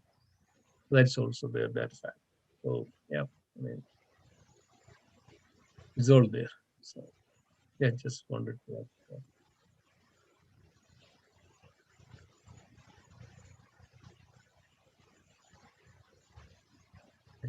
Anything else? Anybody else? Anything else to add? Hare Krishna Prabhu, thank you for arranging this nice katha for 7 days. Every day, I was waiting to hear something nectar from all the speakers. Everybody explained very nicely about the Ram Katha. So I was just meditating on few unseen characters of Ramayana. For me, like the topmost character comes is Mother Sumitra. Already, always, in Ramayana, we always glorify Kausalya Devi and being Lord Ram's mother, and Kaikeyi due to some because because all entire Ramayana is focused on Kaikeyi's boon, all Lord Ram's pastime. But Mother Sumitra sometimes kind of nobody speaks more about it. But if we look into it in more detail, Mother Sumitra's contribution is literally too high. She's always in the background. She never comes to the forefront. She never gets any credit. But behind the scenes, she does all the work. Like when Hanumanji is getting Sanjeevani Bhuti and crushing Ayodhya, Bharat sees and he starts an arrow, and so with Sanjeevani, Hanuman comes down. Then from him, he knows, everybody knows that Lakshmana is unconscious. So everybody are worried. Bharat is worried. Everybody are worried. Bharat is telling that I will go with my army. That time, Mother Sumitra is coming and saying that to Hanuman, that tell Lord Ram that not to worry. Forget about Lakshman. I can send my another son to help him. So that should be the mood to always, help. So Mother Sumitra, is always in that mood. So in our devotional service, also in all this time, we see, there are so many devotees. They silently help us. They never come to the forefront. So when I look at them, I always, try to meditate on the pastimes of Mother Sumitra. And the second person is Mother Urmila Devi. Urmila Devi is Lakshmanji's consort. Lakshmanji went along with Lord Ram and Sita. Sitaji is Lord Ram's wife. He accompanied Lord Ram, but Mother Urmila stayed behind. So he took all the penance. Whatever Lakshmanji is doing there, Lakshmanji was not able to sleep there. But all the austerities, all the penances, I have heard that, Urmila ji took everything. Because of Urmila ji's penance, Lakshmanji could, though he has got the Busyamitra's boon that he will conquer over the hunger and sleep. But Acharya sometimes have explained that because of Mother Urmila's penance, Lakshmanji could do that. Now after Uttaraji, after in the Uttarakhand, after Sitaji, after Sita, when Sita goes to forest, Lord Ram stays like a sannyasi. Like Sita is not there, so Lord Ram is staying like a sannyasi. Now Lakshmanji, when he sees that Lord Ram is missing the separation and staying as a sannyasi, he also does that. The same kind of sacrifice he also does it. He also sleeps on the floor. Looking at everybody, Mother Urmila also tries to take care of everybody. And she also follows the same path. So it's full of sacrifice. Everybody's life is full of sacrifice. So we all have to learn, specifically we all Matajis have to learn from all these two beautiful characters. So how to bind everybody. Just wanted to share this. Very nice, Mataji. Wonderful. I think that was excellent points that you made. Yeah, that's so nice. Of course, Urmila, Sumitra. I mean, Valmiki Ramayana is actually glorifies into this. Their excellence. Yes. I think Ramesh Prabhu wanted to share something. Thank you, Prabhuji. Hare Krishna, Prabhuji. Yeah. Dhanyavad Pranam. I have one question lingering in my mind whenever I hear this Ramayana. So when Rama is the king, Bharat is ruling on behalf of Rama, right, Prabhuji?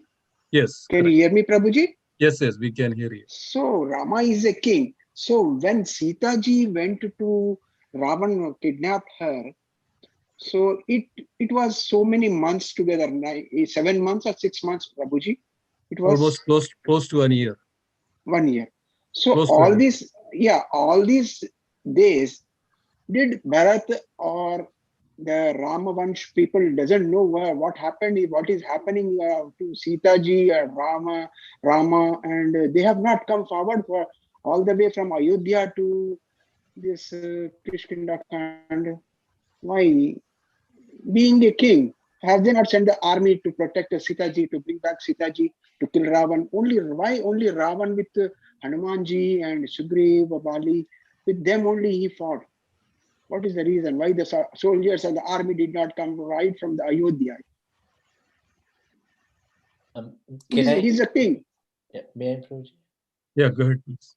So, Prabhuji, in Uttarakand, in Valmiki Ramayana, it is mentioned. So, when they come to know, I think I mentioned this today, also, that when they did get to know about Sitaji's kidnap, and then Bharatji informed all the kings, and they all actually gathered in Ayodhya, and they're planning and then strategizing that go and then uh, find where is Mother Sita. Janak Maharaj was also there, and while this battle happened, they're all actually in Ayodhya, and then they're getting the report of it. Why? Why? All the army, they could have sent the army to the Rama help. How is that? It was so long, 1 year, almost 1 year, you said, as you said. So it was a matter of months, maybe from Ayodhya to coming to south to Sri Lanka. It might have taken some months, at least. By walk, they might have come. All the army to Right. help Rama. But So who why will, is that? Nobody came. Yeah, we have never heard about any army fighting for on behalf of Rama. Only the monkeys and the Pali Sugriva, Hanumanji was fighting. but who will build the setu on the No, ocean? these are the monkeys. They have done. They're putting the Ram on that, taking his name, writing on that brick, and they are throwing in the water. So it automatically started floating on due to the Ram's power. By inscribing the names on the bricks, it has floated. So the army, I have never heard in any Quran. That is what I used to linger in my mind. Right, Rogi. I don't think there was army which was sent from Ayodhya to help. Yeah, how is that? But Because in otherwise in this Mahabharat, they were the Pandavas and Kauravas. Pandavas went in exile for 1 year. They should not tell where they are. But here Rama is coming down towards Sri Lanka. They are searching for Sita. They might have come to know just now, No, Guruji, as I heard from that. Like Bharatji shot an arrow to Hanumanji, so he came down and he informed that, like that. I hear this. Due to that, I got a doubt and I asked him. Unless Hanumanji was not going from there to get the to Himalayas, they should not have heard this about this incident. No, I think this is all again. You need to understand this also fact. Yes, Lord Rama understood, and of course we know that this is around 80 yojanas difference Lanka and the India, right? And they were still searching Mother Sita. They don't know. I mean, they came to know, but nobody knew that where is Mother Sita. So that's where Hanumanji came in, and Hanumanji jumped all these yojanas and found out, and came back to Lord Ram, and it was instructed, don't tell to anyone, and came back to Lord Ram. But and that's where actually they all all started. this happened 1 year past. Sorry. Yeah, that's where they were searching for Mother Sita. This happened. Yeah, they were searching for Mother did Sita. the Ayodhya Vasi didn't know that? Ayodhya Vasi doesn't know what is happening. I don't know. Ayodhya, yes. I mean, they came to know, of course, sages, they were passing, they were moving around from the forest to the Ayodhya. They were all know that. They were all in big anxiety. Even the mothers they were in big anxiety. But they don't know where, I mean, it's a strategic points, right? I mean, if they attack, Mother Sita could be killed. Mother Sita could be anything could happen. They won't just. But they were not beside Ram. Yeah. So this then what happened? The Lord Ram also didn't want actually that everything actually happens only with the will of the Lord.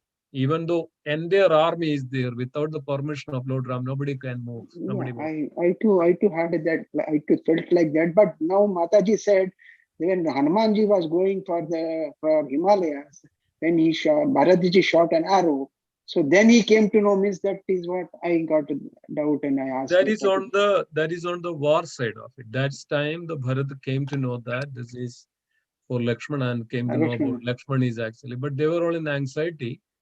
They were waiting for the good news and they actually don't know what exactly to be done, right? Only with the permission of Lord Ram, this all would be possible. Everything is there, but yeah. So then they were searching for it. So this is all a strategy that how we could save Mother Sita without, that's of course, that's a human thinking, of course. But Lord Ram knows better. And also in terms of Vanaras, this all needs to be happen actually. Vanaras were playing in a role. They were all demigods. Yeah, demigods. They are all appeared along with the Lord Ram to assist in these pastimes. So who could do that otherwise to jump or cross the ocean?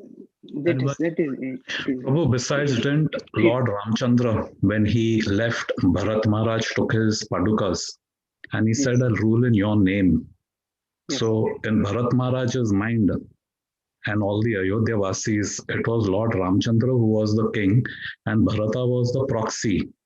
And Bharata didn't get any direct order from Ram. So even though he had the information that Mother Sita has been abducted, war, whatever, so on and so forth, but as a loyal and as a faithful servant, he wasn't the king. Maybe with the king, king can take a decision, but Bharat Maharaj was a proxy and he had Lord Ramchandra. So in his consciousness and everything else, it is Lord Ramchandra who's the Raja. In Padukas, I mean, he was ruling as a proxy, not as the king. So till such time, I mean, this is how I'm trying to understand this. Rama has not given permission to. Rama has not given, and the reason, like what Simeshwar Prabhu gave the answer, Lord Ramchandra, it is his will, unka marzi, it is his will. Now, why Lord Ramchandra didn't ask help from Bharata? Bharata could have easily sent. Bharata may have wanted to send also when he heard this news. But he controlled because that duty and that obedience is prime, not what I want to do, that obedience. That's one of the symptoms of a disciple or a devotee or whatever you call it. So my understanding is that way. But yes, we can do more reading and ask some acharya or some bona fide. But Simeshwar Prabhu's point of it is Lord Rama's will. Lord Rama wanted to engage it and happen it in this way. And from Lord Bharata's end, though personally he may wanted to jump in and come running to South India with his whole army. Lord Bharata didn't want to be king. He got so upset, he chastised his mother. He chastised his mother. He didn't want to be king and he left. He lived as a sadhu. He lived as a sadhu, not as a king. But Lord Ramchandra gave him the order. So from Bharata points of view, Maharaj is, Lord Ramchandra is my whole and soul and whatever he says, I will do. Not what I want to do. So I think perhaps I don't know if that is good enough, but a good point. When I heard from Mataji, this Bharat came to know why I was going to get the Sanjeevani. So that is why I asked this question. Hare Krishna Prabhu, what I meant is that, Hare Krishna Prabhu, sorry to interrupt, what I meant that when when Lakshmanji is unconscious, so Hanumanji is telling about that Lakshmanji is unconscious. I am not telling about the previous part. I'm just telling about the what is happening in the youth. That's all. You are right, Mataji, what you said. But as Bharat came to know due to that when he shot the arrow for Hanumanji. Due to that reason only he came down to Bharat and he has informed about this. That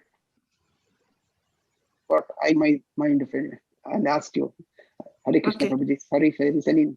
There are two more points which I'd like to mention. One is, Prabhuji, that a lot of time after Mother Sita was abducted, kidnapped, a lot of time was Ramchandraji was in Kiskinda, while this Sugriv, Vali collecting all this army, making him. But once they knew that where is Mother Sita, then the movement was very swift. And Yes. from there onwards, it was very swift movement. Mhm. And then second point, so what Simeswar Prabhu was saying, that Ayodhya Vasis did not know where is Mother Sita, so where to send the help. That's one point. Second is, Prabhuji, that Ramchandraji is in exile for 14 years. So Yes. what that means is that he did not even carry the garments which are related to Raj, Yes. Yes, Raj. Prabhuji. So how will he accept any help which is coming from kingdom? He's in 14 years of exile, so he has to actually, and then he has promised to his father. He's actually living by the wish of his father. In fact, what I also learned in this, it's more of a folklore. I didn't find it that um, the value of it was like a ratio of the power of order. So um, when Ramchandraji, uh, his father did not want him to go. He said that, okay, this is my order, but you can say that no, you You will don't not have follow. to actually follow it. No, that go into 14-year exile. So father's commands ratio is 1. Now mother's is 10 times. So Kausalya Mata, if she says that, okay, Kausalya Mata says that no, don't go, Ramchandraji, then he will not go because her word's value is more than father's More value. than father. So. But then a Vimata's value is 100 times in the ratio. So because Kaikai is saying that no, you go, so he has to He go has to now. go.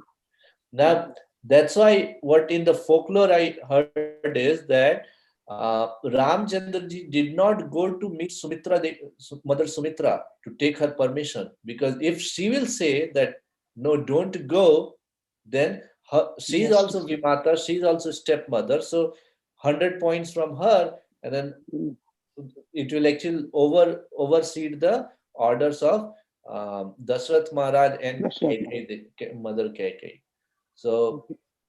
so he was actually in the exile for 14 years, and then he was very steadfast. So he was not ready to accept any help. He would not have accepted any help from Ayodhya kingdom. These are the 2 points I wanted to make. Mhm. Very, very nice, Prabhuji. I think. That's the Leela, Prabhuji. That's the way we need to Yeah. see it. Yeah. This Yeah. is the Lord's And Leela. So we cannot, that is what all these years I was exactly the thinking point. same. Lord's Leela is, that's the plans of Lord. This is not that we cannot compare with the human activities or human thinking, human ways that, but it's the Lord's Leela. It's bound to happen that way. Okay. See that if otherwise, if Bharat would have gone or fight, then where is Rama and where is the glory of Lord Ram? Where is the glory of? It's never. Otherwise, we won't talk Ramayana now today sitting here. So Yes. this is all the arrangements of the Lord. The will of the Lord is bound to happen that way, and that's what it is. And many things happens in our life also. Certain things bound to happen. Certain things bound to happen. We cannot We expect cannot also. question why it is happened that way. We Yes. cannot, come to that point. Anyway, Sorry, yeah. sorry, Prabhuji, if Oh, there is any mistake. no. It's I a wonderful just question. It It's is wonderful. getting very late now, 9:30. Yeah. I'm sorry, sorry, but maybe Prabhuji. for some other time we can have Then, this thing. Yeah. then, Let's let's conclude. So sorry, Prabhu. It is. Dhanyawad, Prabhuji. Thank you Very so much. kind Dhanyavad. of you. I got the Yeah, answer. one more thing, very Yeah. quick. That, like you mentioned, that all the monkeys and they were all the demigods, and they came to part of the Ram, the Leela, Setu. and this way the all the pure devotee like Hanuman and everybody, they get glorified. So I think that's another reason also, I would say. Okay. Hari Bol Yes. Prabhu, Hare Krishna. Very Yeah. nice. Very nice, Prabhuji. Thank you, Prabhuji. Okay. Thank you, So Taneshwar Prabhu. Thank you for putting this together. pure Thank dear you. devotees. Thank you, Prabhuji. It was so nice. Dhanyawad. It was so wonderful, and of course, it's all the Lord's arrangement. That's also another way to see it. Without the will of the Lord, nothing. We won't be able to hear anything about the Lord without Yes, the will of the Lord. It's Lord's arrangement, Lord's mercy, and of course, Srila Prabhupada. and our Guru Acharya, Guru Parampara, senior devotees, Vaishnavas, all their devotees, this is, all this comes together, yes, right? So as we say that Lord Ram, he is taking all these hardships for what? Just to, fulfill the desires of his devotees, that's all. Yeah, so that's a wonderful, it was a wonderful lesson, wonderful discourse, wonderful, complete from the beginning to end. It was pretty much we covered the points, the main points of Yes, very excellent. Yes. So let's thank every devotees, those who are Katha was very, fully, very excellent. say Hari Bol to everybody, so nice. So let's thank Hari Bol. Hari Bol, All Prabhuji. the devotees. Hari Bol. Hari Bol, Prabhuji. Also pay our obeisance to all the Vaishnava devotees of the Lord. Pancha Panchakalpatarubhasya kripa Sindhu sindhu Patitanam patitanam pavanebhyo Vaishnavibhyo namo namo. Vaishnava Krishna Ki Ki jai. Jai. Ramachandra Bhagwan Bhagavan Bhagwan ki Ki Ramachandra Jai. Bhagwan Ram ki Lakshman jai. Hanuman ji ki Ki jai. Hari Bol. Srila Prabhupada ki Bhagavad Ki Jai. Jai, Premanandi. Hari Hari Hari Bol, Bol. Hari Bol. Thank you. Thank you, Akhilesh Prabhuji. Thank you. Very nice class and very nice discussion, all devotees. Thank you. Hare Hare Krishna, Krishna. Hare everybody. Krishna to Thank you. everybody. Hari Bol. Hare Krishna. Thank you.